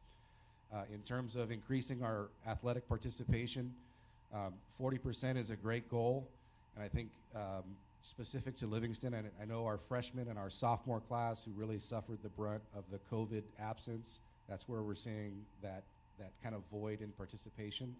And I think we all, as athletic directors and coaches, we have to change the way that we do business. We can't just, put the tryouts in the bulletin and expect 50 kids to come out. We've got to make connections with kids when they're, incoming 8th graders or incoming 9th graders, and we've got to throw out a bigger net to try to get more kids involved. And obviously our focus is athletics, but we want them involved in something, band, a club, anything that keeps them coming to school. So with that, I know there were some questions from board members that that we hopefully answered all your questions. If you have any follow-up on that, or if you have any questions on our presentation, Mr. Thiessen would love to answer. I have a few. I had first of all, thank you for the presentation, and thank you for focusing on some of these areas. I think that'll really be a benefit to our kids. I had submitted several questions, so I was running through some of the responses here. Just in follow-up, one of the questions that I had was regarding the uniform refresh. So you've given some information here by school, and I noticed that on some of the sites it says they don't have an actual refresh cycle. So they go back to their budgets. But then actually it's AHS, it also states that they don't have an allocated budget for sports. So how are those programs, basically how are they funded? How do they purchase their uniforms aside from students having to fundraise for that? There's primarily 3 ways that athletics at Atwater are being funded. They're receiving funds from the district that get allocated to the principal. The principal allocates that to the athletic director. They're generating funds from ticket sales and other income through ASB, and then they're also being funded through outside organization booster clubs. And so the combination of those 3 sources is really where they're going to purchase their uniforms. The chunk that we get from the district or the principal, it could be allocated to uniforms, but then it's almost robbing from Peter to pay Paul, because then we don't have money to pay the golf course, or we don't have money to pay for dirt or clay for baseball and softball. So there is a limited resources, and that's probably the best I could say to that. And to kind of just answer your question about the fundraising aspect of that, a lot of this is program choice. I mean, we do try to fund as much as we can on a rotating basis. I don't know if every site does it. Some programs take it in their own hands. They just do, because that's how those coaches and those programs want to operate. They want to go out and get the top of the line Nike uniform, and where we'll offer to help in those areas. I can't afford to pay $30,000, $35,000 for new football uniforms every 3 years, but I can afford to help them pay their $20,000 or $15,000 of that. But so they know that they have to go fundraise for those things if that's what they want. Most of the times it's not an issue. It really isn't. Most of those kids understand that. They know what they have to do. They want to work for that. And most of the time those fundraisers are pretty much team driven, barbecues, golf tournaments, things like that. There are some that are online that they put out there. We've talked about that, about addressing our coaches on saying, instead of sending your online stuff to the same teachers and the same board members and the same principals and stuff, those are meant to go out to family members that aren't in your state, that don't get to see you, but want to help you grow, help your program grow. So we're just going to kind of reinforce that now as we move forward, as saying, do your online fundraising, do it outside though. Try to do it outside of our district and stuff, because that whenever they have that Chile Verde dinner, I'm buying 2 or 3 tickets every week, because we all go out, so $20, $40 in dinner is great. So we try to enforce those for our local and teachers and stuff. So. But regardless of who they're asking, there are just certain items that our kids should not be fundraising for. They should be provided. So I'd like to see us on some type of a refresh cycle like we have for band uniforms, whatever that is, and whatever we're able to allocate for it, so that we know when that's coming and what they do fundraise for above and beyond. Like, I want, the top tier of this that isn't provided. That's understandable. But equipment, basic equipment to play the sport, uniforms to play the sport, we should have funding for that. Just one thing, and I don't know if this is jumping the gun. The district does cover transportation. They do cover officials. What else? There's reconditioning equipment. These are all things that are pretty unique to our sites in our district, because we do play other districts and other sites, and they're responsible, they're budgeted money, but they have to do it themselves. Each site is worried about their transportation budget, their reconditioning budget, their officiating budget. So there are those areas and that we do appreciate and accept from the district that help us keep running and be efficient. I can't argue with you. If you want to give us more money for uniforms, we will definitely take them. But that's a discussion at a later date. And I can see Mr. Peterson's smile. So.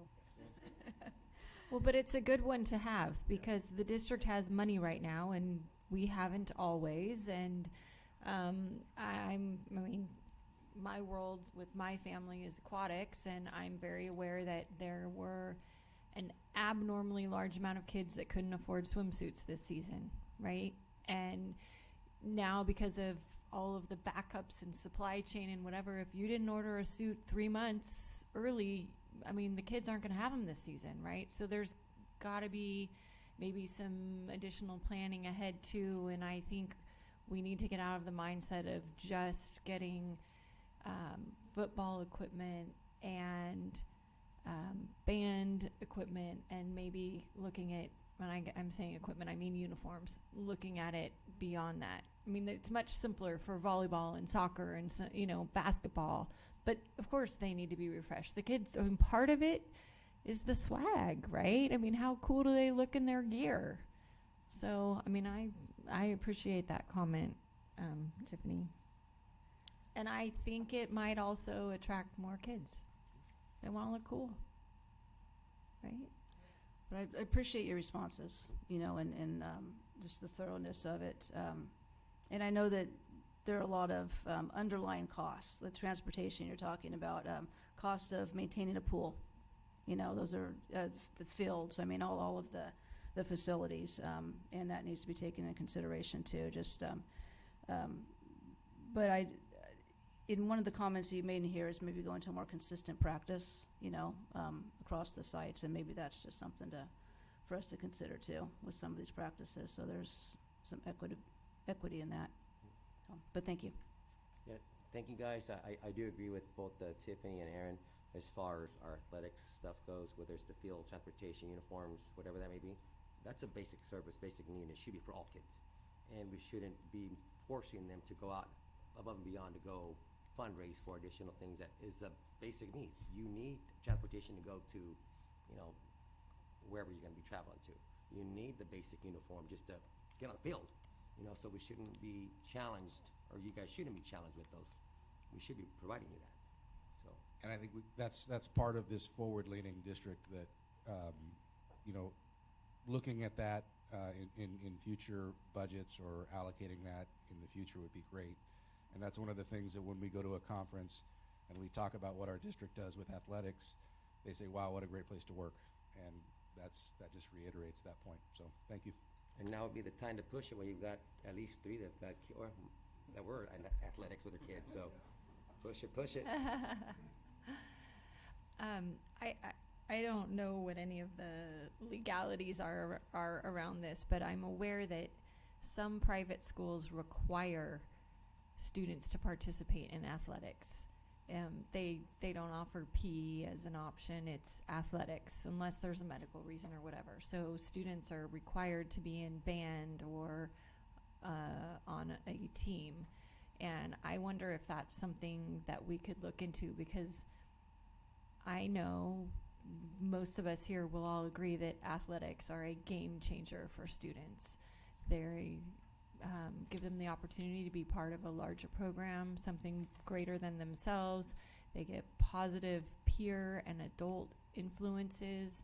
And, you know, if our numbers are down in the 20s right now, yeah, we've got a ways to go, because we have the ability to reach kids and make a difference in their life outside of the classroom, but also it makes the classroom more important, right? So I would love for us as a district to look into something like that and see if the 2-year PE requirement could be fulfilled by being on an athletic team, part of a band. Any other questions, comments? Okay, thank you very much. you. Next, we have Employee Association comment period. Do we have DTA? We No? do. I You am do? speaking Okay. for Mr. Pust. And he had a medical issue today at his site during school that he is taking care of this evening, and apologizes for being absent. He has a simple message. Thank you. Thank you, Mr. Peterson. How about CSEA?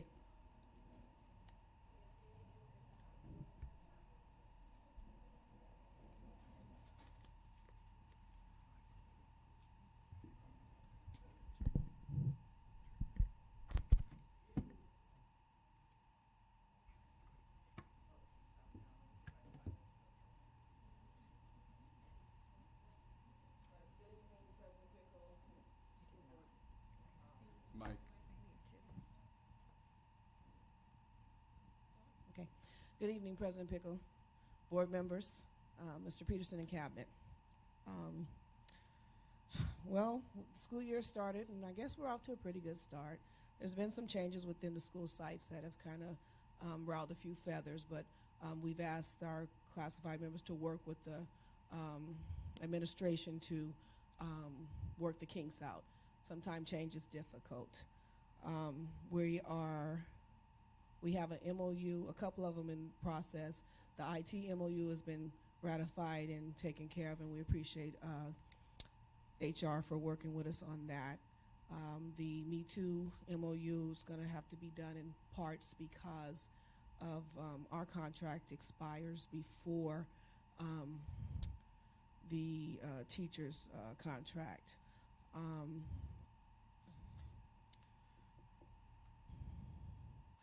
I wanted to just briefly let you know that we'll be talking with HR about the ban on classified in conference. It's been a long time now. I think they should have figured it out, or they should be trying to work with us to get it taken care of. I spoke with Mandy earlier, and she's willing to have us sit down. Okay. I like the idea that the district is working on the security. The things I've heard tonight were good things. I know that we're still having some issues with things on campus, but I think that you guys have a hold on it. I wanted to share with you that I'm taking on a new adventure. I'm running for Merced City School Board, Area 5, South Side.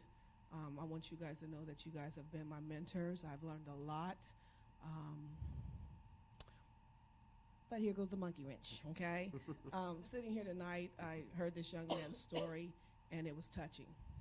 We always talk about making a difference, and if we can save one, why not? Why can't it be him? We talk about that pipeline to the prison. This young man is no longer even in our district. We talk about the gray areas. There's got to be a gray area somewhere. We don't have 40 kids coming in doing the things that he's done or that the progress that he's made. Why is it that it cannot be case by case? You guys can make a difference in this young man's life. He's got people here standing and talking for him. What I would have loved to have heard is from you. Okay? I'm asking you guys to reconsider. Reconsider. I know there's policies. I understand that. But if you can make a difference in one person's life. I was one of those people that they threw the book at. They tried to lock me up till I was 21 years old because of something happened in high school. But look at me now. Look where I am. Why? Because people didn't give up on me. I had a community. I had a village. Kathleen Crookham. Okay? I had people that believed in me when I didn't believe in myself. I'm asking you to take another look. We can start if it's just one person. One person, if we can keep one of our children from hitting that prison, let's do it. I'm saying rethink that, you guys. That's all. I'm not going to get too much into it. Again, I respect all you guys. I've been here for 4 years doing this thing. You guys, we've made some big strides, but kids are my passion, kids and the elderly. So my heart goes out, okay? So again, I ask to rethink that one. That's it. Thank you, B. Thank you. Mrs. Ham, do you want to read the donations? Okay.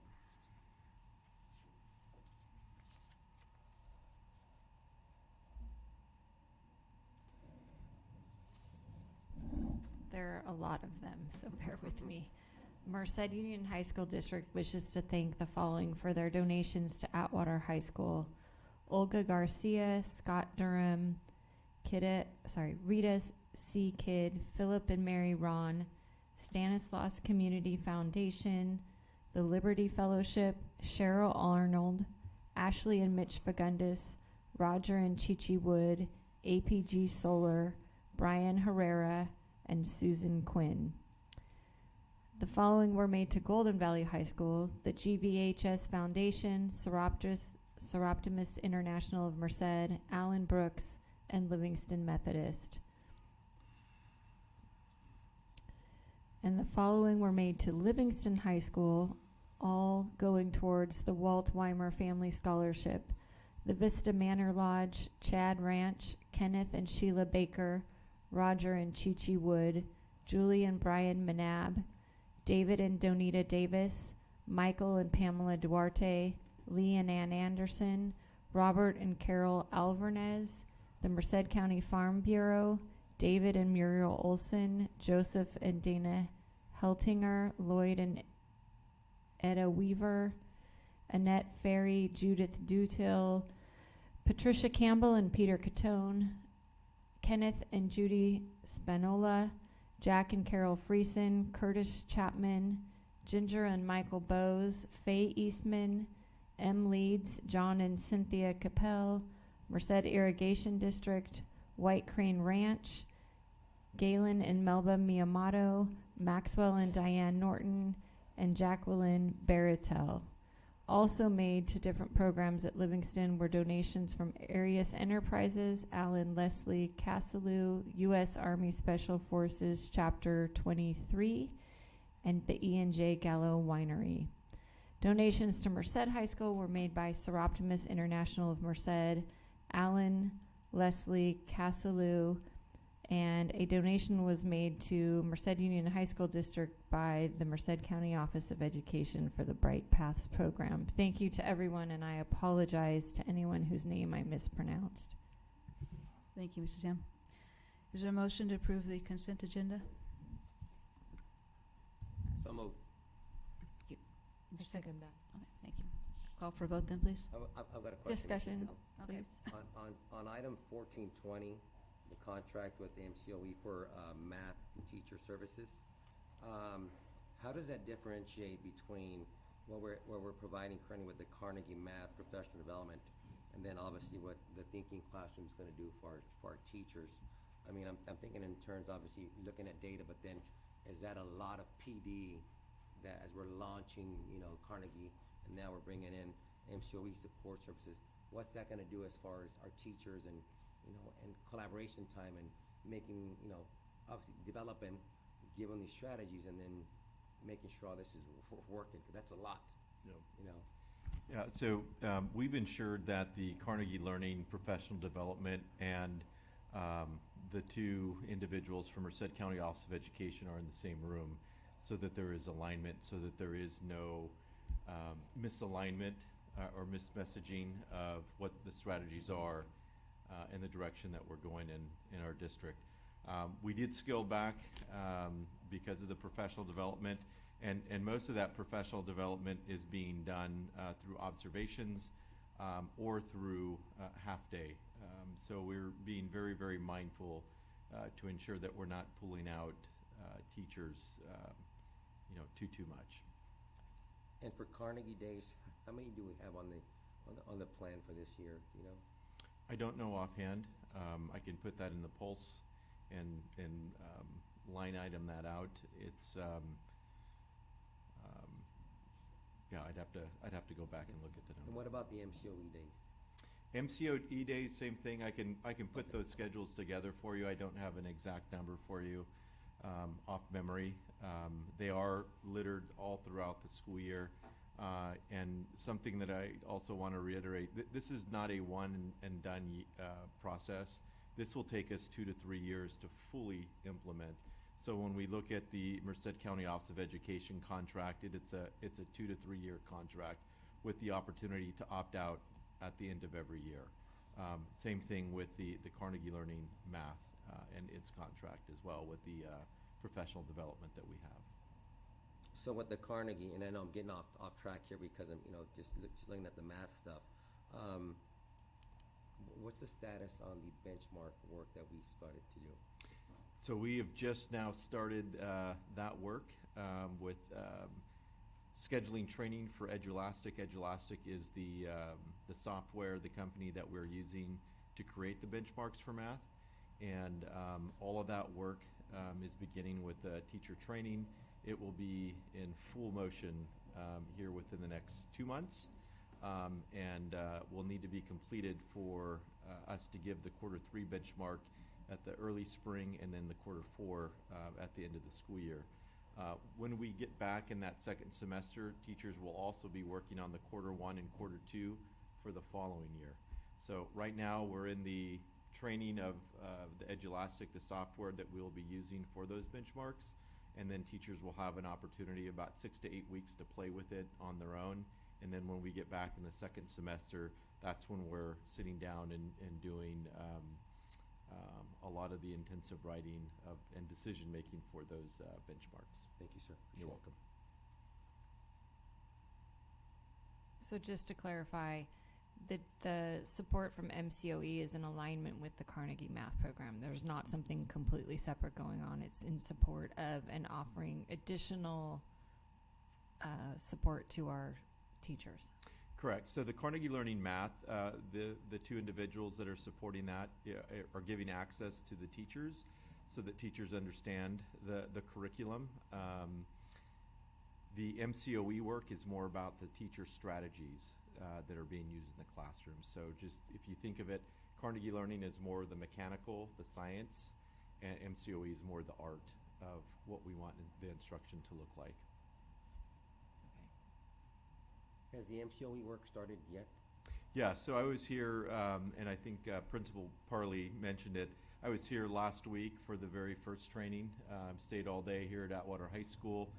Was at Golden Valley here this week with MCOE. So far, it's been very well received, and it's been really interesting to me to sit and watch the type of professional development that they're giving our teachers, because it really allows you to witness the type of thinking that math teachers do, and then juxtaposed to that, you see the type of thinking that students are doing. There's more than one way to peel a banana, I guess, if you would. And that's what our teachers are finding out. So it's been very good so far. Okay. In regards to the completion of painting on projects, I drive past East Campus every day, and I've noticed that some of the letters are missing. Is that part of the project that's being called out as done? Mark is working on that. He's getting the replacement letters, but I know if I say supply chain issues one more time, you're going to doubt me. But that's where we are right now. Okay, thank you. Okay, I think we're ready to call for the vote. Mrs. Rohrbach?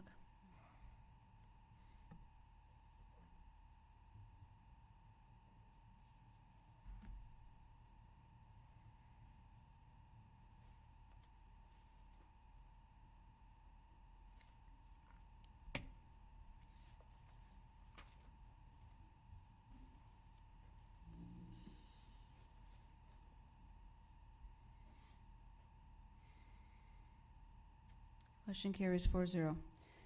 Okay, next we have declaration of sufficient instructional materials for the 22-23 school year and public hearing. Dr. Aguilar. Thank you, President Pickle. State funds distributed to local education agencies for the purpose of instructional materials are governed by Education Code Section 60421 and 60424 and Title V regulations.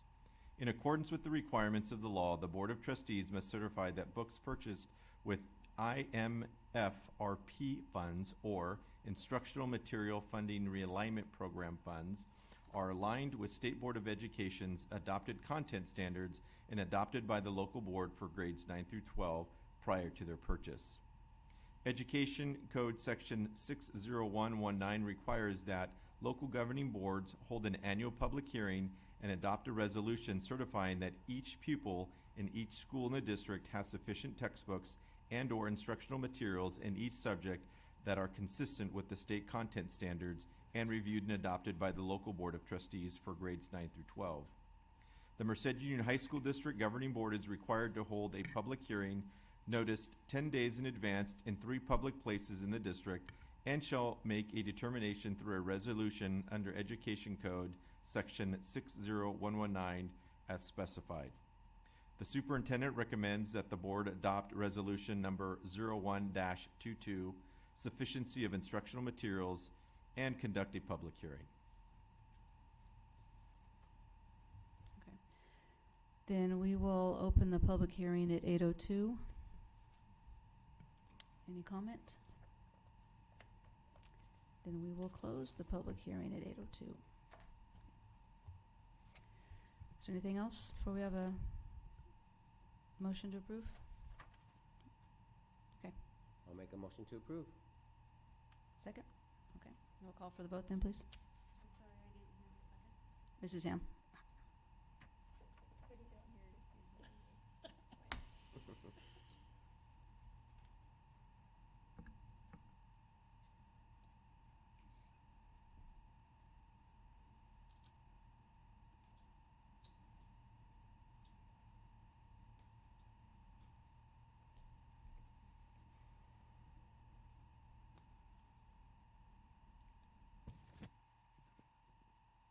Motion carries 4-0. Next, we have unaudited actuals for 21-22. Dr. Weimer. So good evening. After the robotics presentation earlier today, I know how you all feel during my budget presentations. This is, you've seen the 22-23 twice already, but one more time, we do have to go back to 21, if I can, 22. So we do have our unaudited actuals. So you do see the final amount for last year was $141 million for the LCFF funds. Total funds was 192. Total expenses was 201. That usually would be a red flag that our expenses are higher than our income, but we'll get to that in a second. And so as we can see this, we had an ending balance at 2021 of $30 million. We now had, and for 21-22, an ending balance of $22 million. The reason that's not an issue is that was all of the ESSER money for ESSER 1 and 2 that was being spent down, and some of the state funds that had been one-time funds. So even out of that $22 million that's sitting there at the end of this year, a large portion of that is still one-time monies that will be spent over the next 2 years based on plans that you've already approved. So you do see the ending balance. We do still have $9 million set aside here for economic uncertainties. The remainder of it is in Fund 17, so we do have our 10% reserves. The other funds that we have as well as the general fund. So we have our adult school, which we fund every year through the consortium. That's not really our funds. Child Development Center, we put the money in for that every year. That comes out of our general fund every year. Cafeteria services is mostly paid for by meal reimbursement rates, so costs go in, meal reimbursement rates cover those expenses. Transportation, that's money set aside to pay for buses. We have about $1.8 million already out of that money that will be spent on buses that we're waiting for Mr. Calderon's word that we're not supposed to say out loud anymore, supply chains, but we can't get the buses that we ordered 6 months ago, so we're still waiting for those to come in. And then we'll have another purchase for this year of buses as well, and that will come out of that fund. Deferred maintenance are different types of things, roofs, HVAC systems, plumbing systems, those types of things. The building fund is the remainders of the bond, and that is where both of the pools will be coming from and several of the projects that we're finishing up, such as the Livingston ticket booth and the Golden Valley softball fields. The capital facilities is developer fees, so that's where our portables, when we use portables, that's where that money comes from. School facilities fund is not ours, that's a county fund. And then the last one there, special reserves for capital outlay, is the money that will have El Capitan brick replacement is coming out of that. And the other projects that we're looking at for that would include the 2 stadiums that would be next on the list. Special reserve for capital outlay, that pays for our post-employment benefits. And then the special reserve, excuse me, that was number 20. And number 17, that's the other half of our 10% reserves is in that Fund 17. And then again, this is another Merced County one that we don't get to deal with. So that is the final time you will see the 21-22 slides. The superintendent recommends the Board of Trustees accept and approve the report of unaudited actuals for 21-22. So moved. I second that. Any questions before I call for the vote? Okay, I think we're ready, Mrs. Rohrbach.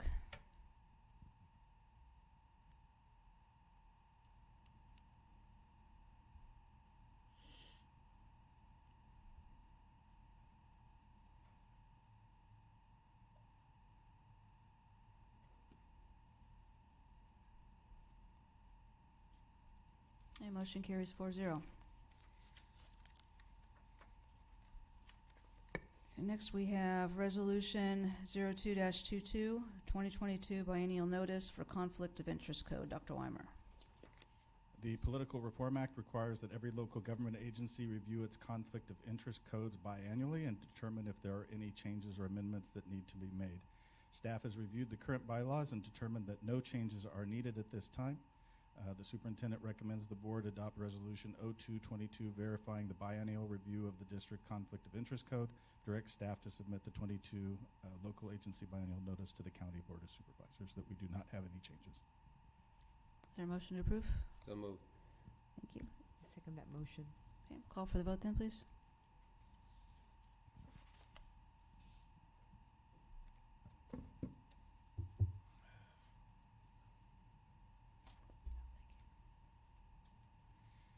Thank you.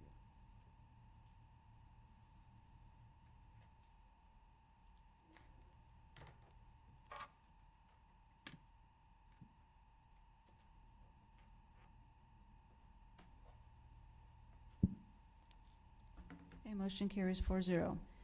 Next, we have ratification of the contract between MUHSD Teachers Association and the Merced Union High School District. Dr. Weimer. Mrs. Ballinger. Oh, Mrs. Ballinger. You get to close it out with me. Per the June 4th, 2021 tentative agreement, parties reopened remuneration and fringe benefit articles for further negotiations for the 22-23 school year. Negotiations began in May 2022. Negotiators reached a tentative agreement on August 24th, 2022. This tentative agreement was presented to and ratified by MUHSD TA membership on August 30th. The parties agree to settle labor negotiations for 22-23, 23-24, and 24-25 as follows and enter into a new contract term of July 1st, 2022 to June 30th, 2025. The parties also agreed to Article 22 fringe benefits. Effective for the 22-23 enrollment period, the district will increase the contribution to health insurance premiums by $1,116 for a total contribution of up to $12,277. Article 23 remuneration. Effective July 1st, 2022, a salary increase to the base pay for 22-23 by 10%. This is inclusive to the already provided 2.48%. Effective upon ratification of this agreement and for a year every year thereafter, hourly pay for MOU extra assignments, currently $50 per hour, shall increase consistent with the agreed upon salary percentage increase for each year. Summer school shall also be added to the list of MOU extra assignments.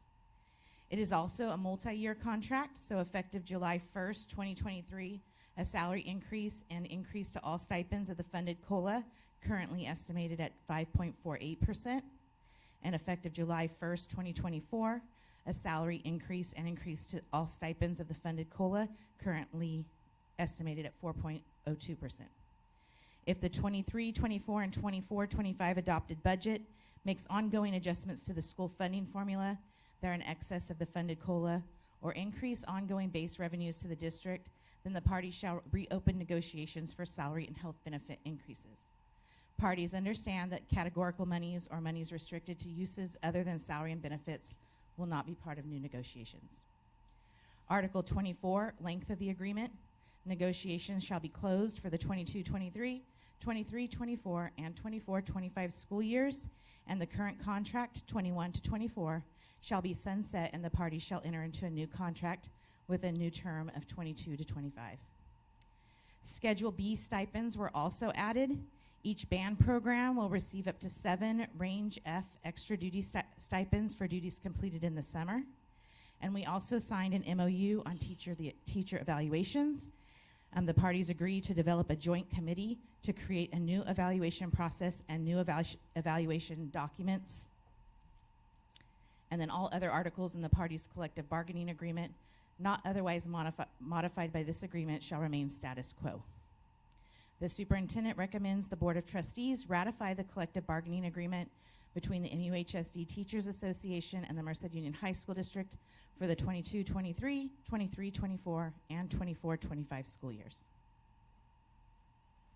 Is there a motion to approve? So moved. Second? A second. We'll call for the vote then, please. I want to be a teacher. Mrs. Ballinger, as far as the teacher eval process goes, how soon will that dialogue start? And is it something that we're looking to put into effect this school year? It probably won't go into effect this school year. Our goal would be to have at least a pilot for next school year. Are there models we're looking at, or is it going to be a collective effort between? It'll be a collective effort. It's going to be 6. The committee needs to consist of 6 teachers and 6 administrators. Can Has I? there been- oh, go ahead. I was going to request that perhaps some folks outside of education could participate on the committee as well for a broader perspective on what evaluations could look like. Sure, I can explore that option. And part of that dialogue, as part of the eval process, can we include data? I'm just kidding. I'm just kidding.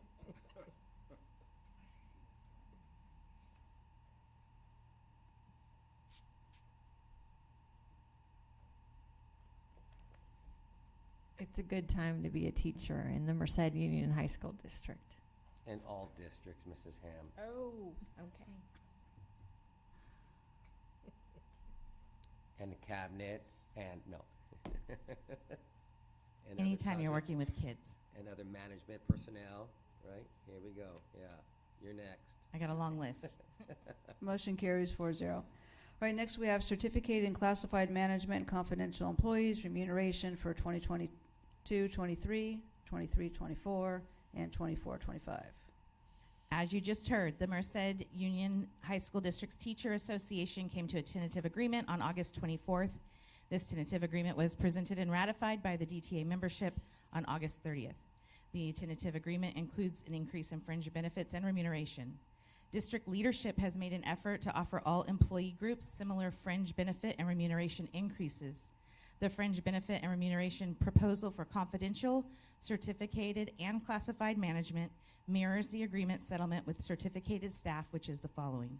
Effective for the 22-23 enrollment period, the district will increase the contribution to health insurance premiums by $1,116 for a total contribution of $12,277. Effective July 1st, 2022, a salary increase to the base pay for 22-23 by 10%. This is inclusive also of the already provided 2.48%. Effective July 1, 2023, a salary increase of the funded COLA, currently estimated at 5.48%. Effective July 1st, 2024, a salary increase of the funded COLA, currently estimated at 4.02%. Cabinet level positions are not included in this action item. There was also a revision to the management salary schedule, and that was made on 9/12/22. The K-12 pathway coordinator salary has been adjusted to create a yearly step increase. This salary is paid out of the K-12 pathway grant. You can see item 14.22 and the CTIG grant.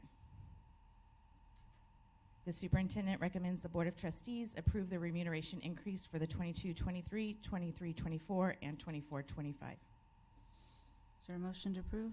So moved. Is there a second? Second. I'll call for the vote then, please. I'm sorry, the motion was made by, it's because I'm Error. not seeing you. Sorry.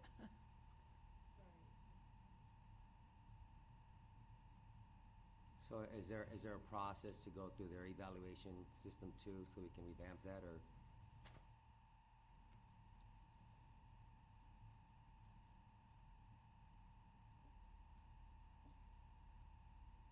I'm sorry, Leslie.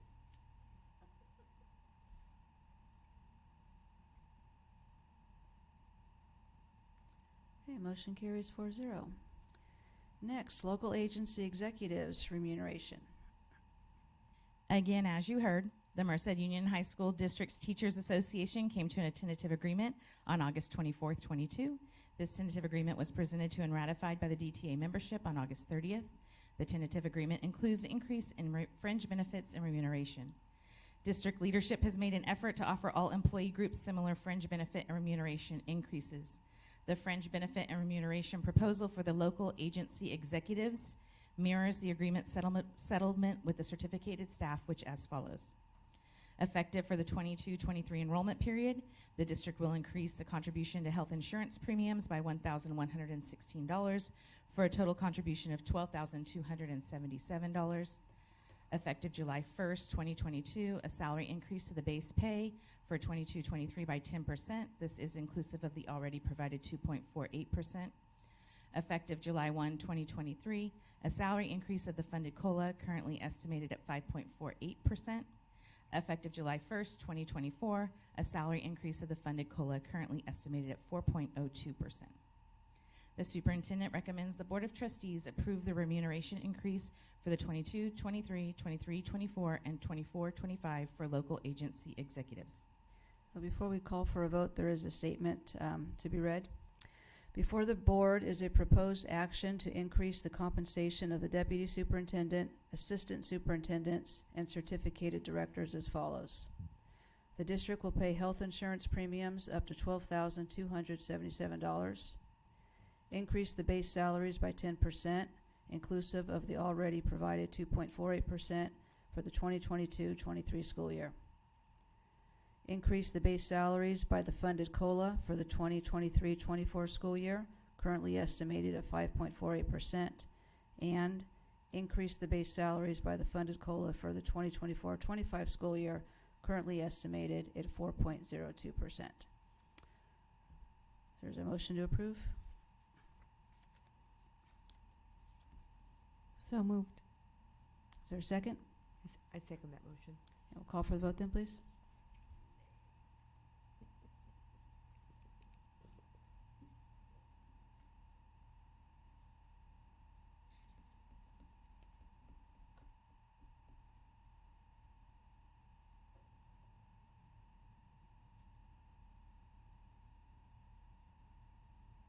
Motion carries 4-0. Next, we have ratification of the 2022-23 school year between CSEA Chapter 252 and the Merced Union High School District. On March 10th, 2022, CSEA Chapter 252 and the Merced Union High School District entered into a tentative agreement which was approved by the board on April 13th, 2022. Per the March 10th agreement for the 22-23 school year, the salary schedule shall be increased in parity with the same percentage salary schedule increase, health and welfare benefit increase, and same one-time off-schedule bonus, if any, in the same format received by any other district bargaining unit for the 22-23 school year. On August 24th, 2022, the district certificated union agreed to an increase in salary and fringe benefits for the 22-23 school year. Given the language in the March 10th tentative agreement, the increase for CSEA Chapter 252 mirrors the agreement settlement with certificated staff for the 22-23 school year, which is the following. Effective for the 22-23 enrollment period, the district will increase the contribution to health and insurance premiums by $1,116. For the classified unit, this would be a total contribution of $14,691. Effective July 1st, 2022, a salary increase to the base pay by 10%. This is inclusive of the already provided 2.48%. The superintendent recommends the Board of Trustees ratify the agreement between CSEA Chapter 252 and the MUHSD for the 22-23 school year. So moved. I second that motion. I'll call for the vote then, please. While we're voting, Mrs. Pickle, I just want to acknowledge, obviously, the work on behalf of Mrs. Ballinger and Dr. Weimer for, making this process work for all of the members of the Merced Union High School District staff and cabinet members and directors and everything else that, we've got the money on the table. I think it should go back into everyone's pockets while we have it. I think it shows, on our behalf that we do value the work that's been happening at Merced Union High School District these past years. And so we do appreciate that, and we look forward to these next 3 years of, calmer waters as we get back into teaching mode and focusing on kids. And obviously that leaves just one person that I think we can all agree, is worthy of compensation also, because without his leadership, we wouldn't be where we are now. And so I'm hopeful that by next month we'll have something in place, to acknowledge Mr. Peterson for the work that he's done for MUHSD this past year also. So, thank you, guys. Thank you, Mr. Lopez. And thank you. I think, was this record time to go through negotiations and yes, no, maybe? Yes. Yes. Since Well, I've been here, because I've been here through all of COVID, which felt like we were negotiating all the time. All the time. Well, anyway, So yes, I- it was a very good process. Well, I think it's a win for the whole district, for everybody, and for our kids too. I mean, I think teachers and staff in this district get paid well, and hopefully everybody recognizes that, and our kids then feel the love and get a really great education as a result. Thank you. I think that passed 4-0. Did it? Did it? I think it. I Yeah, hope okay. so. I hope so with CSEA. It's okay, perfect. That's okay. I thought I saw it across the screen. Thank you. Next we have credential provisional, sorry, can't read without my glasses anymore. Credential provisional internship permit. Trustees must take action on each request for provisional internship permit, a PIP.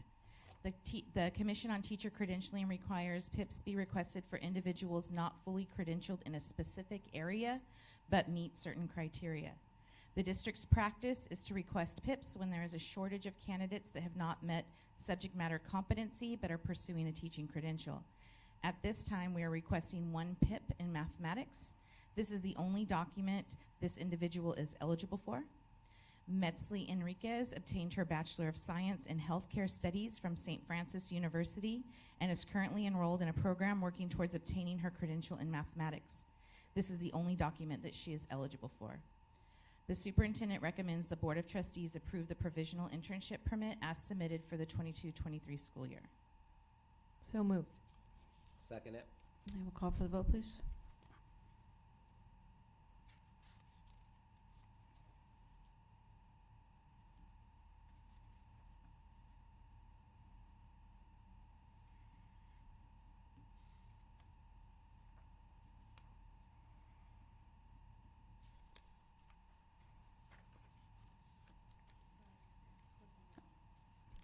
Okay, motion carries 4-0. Board approval of certificated assignments. Yes, this one's for EL authorizations. The Board of Trustees must take action on each request for a variable term waiver. The Commission on Teacher Credentialing requires that waivers be requested for individuals not fully credentialed in a specific area. The district's practice is not to request waivers except in areas where there is a shortage of available candidates. At this time, we are requesting 3 waivers in the area of EL authorizations for our CTE credentialed teachers. And we've talked about this before, that when CTE teachers have a preliminary credential, that doesn't include the EL authorization until it's cleared. So all 3 teachers tonight are enrolled in the credential program with Orange County Office of Education, working on obtaining their clear CTE credential. Once they obtain that clear credential, they will receive the EL authorization. Samantha Bliss was offered a position at Buhat Colony High School to teach agriculture. Manuel Murillo is a CTE construction trades teacher at Livingston High School. Anna Sanchez Urzua is a CTE Health Science and Medical Technology teacher at Atwater High School. The superintendent recommends the Board of Trustees approve the waivers as submitted for the 22-23 school year. So moved. Is there a second? Second that motion. Call for a vote, please.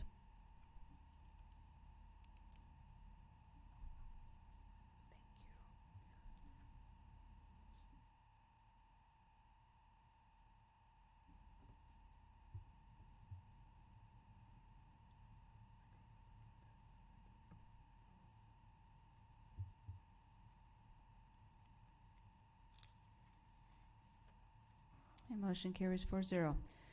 Last action item, Mrs. Ballinger, board approval of certificated assignments. Education Code 44263 allows a certificated employee to teach out of his or her area of certification with the approval of the Board of Trustees if the individual has completed 18 semester hours of coursework or 9 semester hours of upper division or graduate work in the subject to be taught.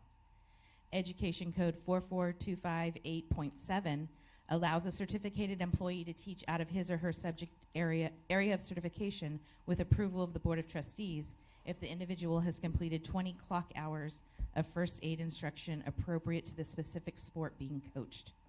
The 75 teachers on the attached list meet the requirements of Ed Codes 44263 and 44258.7.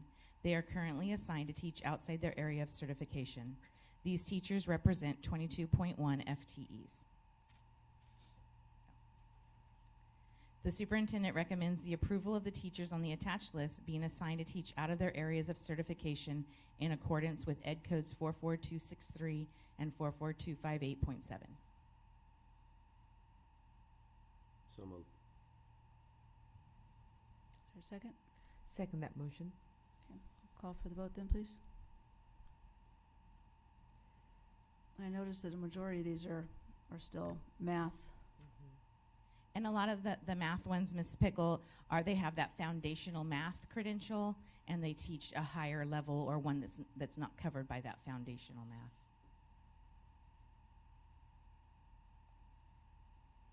Okay, motion carries 4-0. Thank you. Thank you, Mrs. Ballinger. Okay, superintendent's report, Mr. Peterson. Oh, I'm sorry. Thank you, President Pickle. I have attended just about all the back-to-school nights in the last month, and I can tell you that there is a vibe around campus, all the campuses, that is really cool. I'm not sure I know I haven't felt it in the last couple of years, but even before that, it's just people are happy to be back, happy to be 99.5% normal. Club rushes going on around the district. School site activities director have set out maps and master lists of clubs to sign up as many students as possible. I think that kind of goes along with the athletic presentation tonight. And to your point, Mrs. Ham, it doesn't matter what they're involved in, just as long as they're involved in something. And we're creating as many of those opportunities as possible. School sites are setting up their student council at each site, forming those groups to get honest and direct feedback from their students back to the administration on students' ideas and solutions to different various campus issues. Saturday academies are off and running, or if they are not, they will be soon. Breakfast and lunch are provided at Saturday academies. This is an opportunity for students to receive support from teachers, make up work, study, and exercise. We have notified parents and students in all sorts of various platforms. We have upcoming financial aid workshops. Parents and guardians can now sign up for the October financial aid workshops. Sign-ups are linked on our website and home pages and Linktree bios.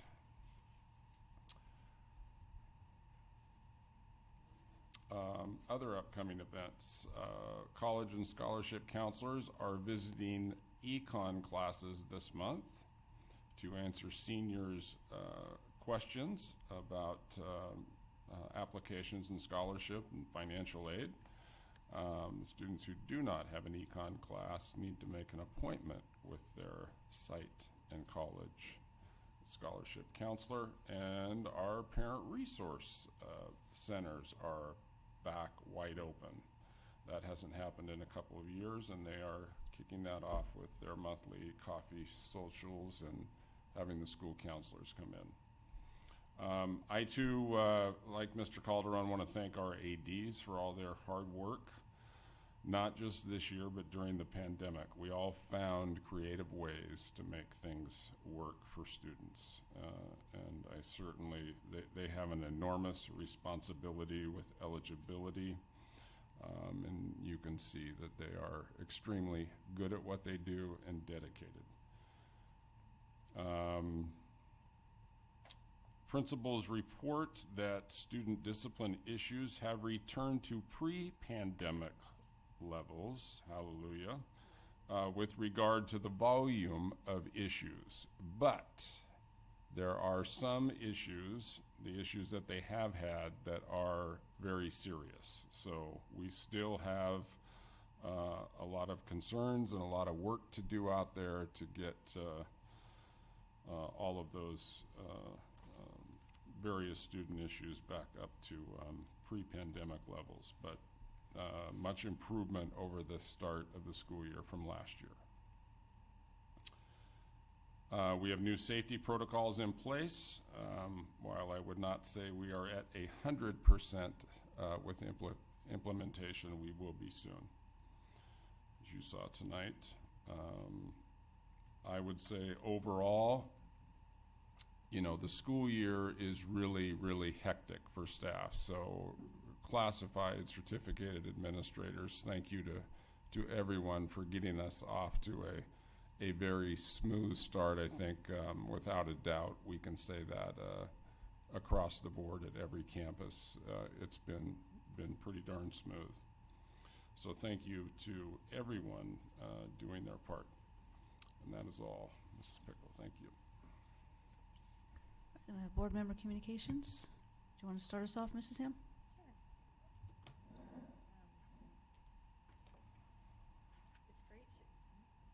It's great to be back on campuses, and as Mr. Peterson said, as a parent, now with my youngest going through Merced High, it was the best back-to-school night I've ever been to. So it was just an exceptional vibe. It was fun and festive. The band was playing. Big Bear was inflated. I'm excited that teachers are looking to change the evaluation method. I think that will be good for everybody, for teachers, staff, and students. Because I'm also a parent, I have somewhat of a different lens, although, I mean, all of you are parents, and Amali also has students on our campus now. But there is a marked improvement in communications this year, and I just wanted to acknowledge both Viviana for that, but also Mr. Knott and Mr. Hogue as well, and anyone else who's supporting that. It's much more organized and concise and encouraging, and lots of great information in one place rather than here, there, and everywhere. It's awesome to see our fall sports back. I'm looking forward to Atwater and the district having a new construction trades teacher. I think that's a very important position in the district, and I hope we have someone that the kids will respect and learn a lot from. And as I stated earlier, I would like for us to put on the agenda to revisit our suspension and expulsion policy. And I know that can't be done overnight, because it needs to be methodical and appropriate, but I would ask that we hustle, because we have a unique situation here. And I would also like to ask that whatever change we make could be retroactive or go into effect immediately to impact students who are currently in that category. And I'm not sure, I mean, I'm asking for us to put that on the agenda. If it has to be next month, it has to be next month. If it can be in 2 weeks, I don't know what is feasible, Mrs. Johnson. Or if I have support from other board members. I realize it's not just a decision for me to make. I agree with you, and I think we're at a point in time in education where the system continues to change, and when these situations come up, we have to look at changing our current policies. So, and I'm hopeful that we can meet sooner than later. Obviously, there is a timeline, but obviously we have to give Ms. Johnson and her team and their staff to time to come up with some sort of solution to address that policy. So. Brian, you are in an unique situation in that the system is working for you, and Sierra is such a bright spot in this district. We're really proud of the work that's done there, and so glad you had the opportunity to go there and that you continue to be, making strides and being a very respectful young man in our community. And so it is causing us to revisit our policy and hope that we have many more young men and women like you who benefit from the programs and make immediate and drastic changes so that you can get back to enjoying the things that you want to do that come with being an excellent student and citizen. So.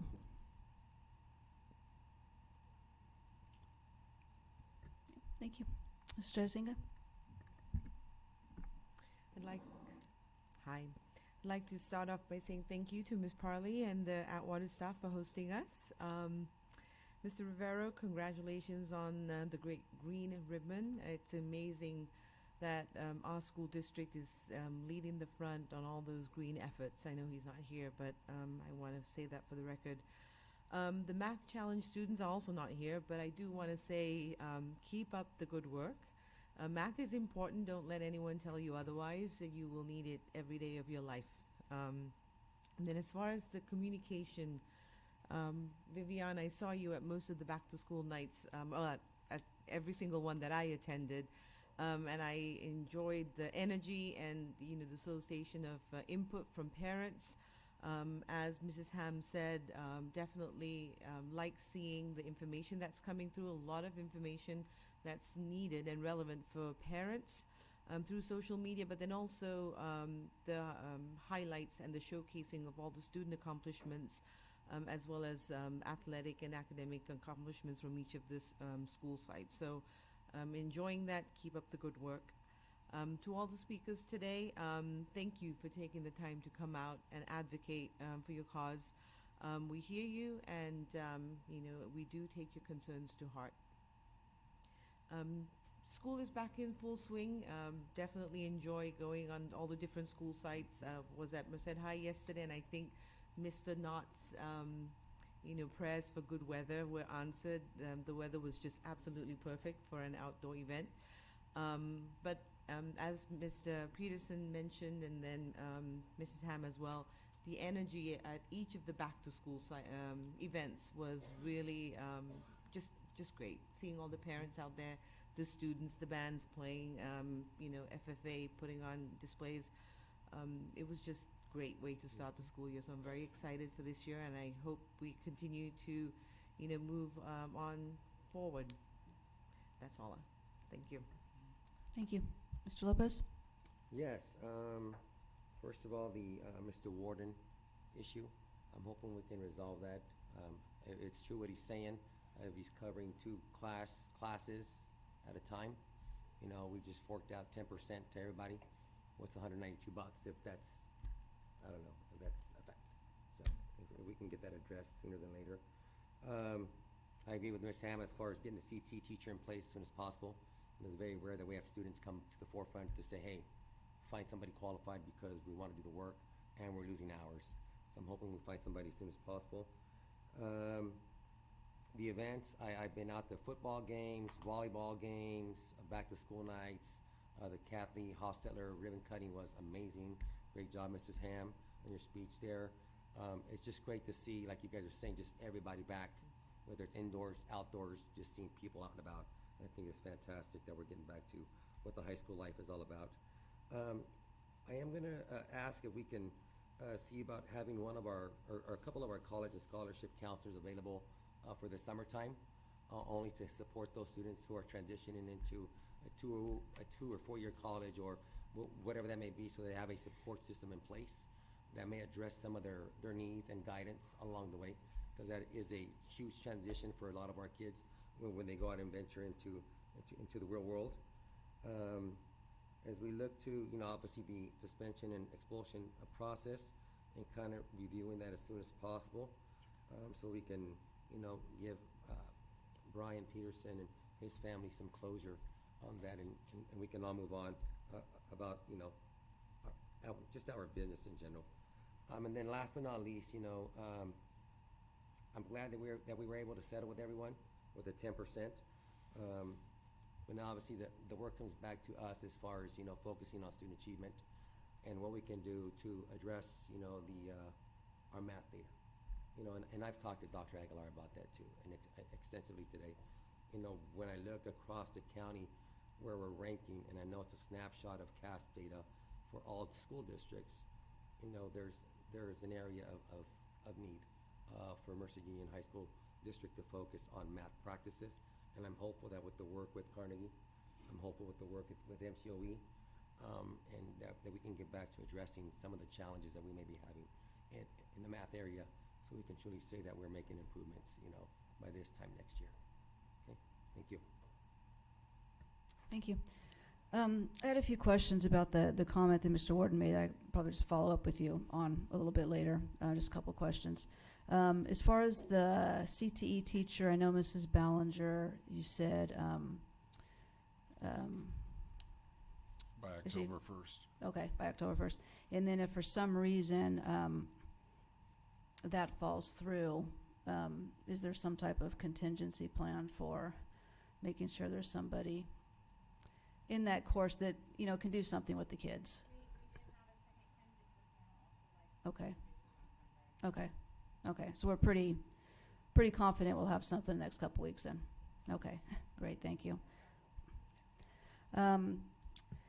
The other comment I wanted to make was regarding the courses that students take through Merced Junior College. The title escapes me right now. The CAP. CAP. CAP. Dual enrollment. Yeah. Yeah. Yes. Thank you. And that there are some fees or some that students still have to pay. You know, tuition is free, books are covered, but there's still some health fees and things. And I think just making sure that students and families know that they have to pay those, because otherwise those kids, they get taken to collection. And it's actually, we're doing something to try to help them, but then in the process there's going to, you know, be a red mark against them later. And I think that could be overlooked in some of those cases until it's right there in front of them. So just something that was brought to my attention here recently that I wanted to mention. Otherwise, it's great to see that we're off to a good start. It's been nice to get on some of the sites and see some of the activities. And like you said, Mr. Peterson, it's a good vibe, and confident it'll continue.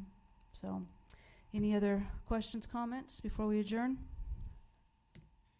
Okay. I'm not sure if this is appropriate now, but as far as when we plan on giving them a response, as soon as we have something in place. Well, right now it stands. There's been no action taken, and it stands as is. And for this to come back to the board, we do need a majority that wants to do that.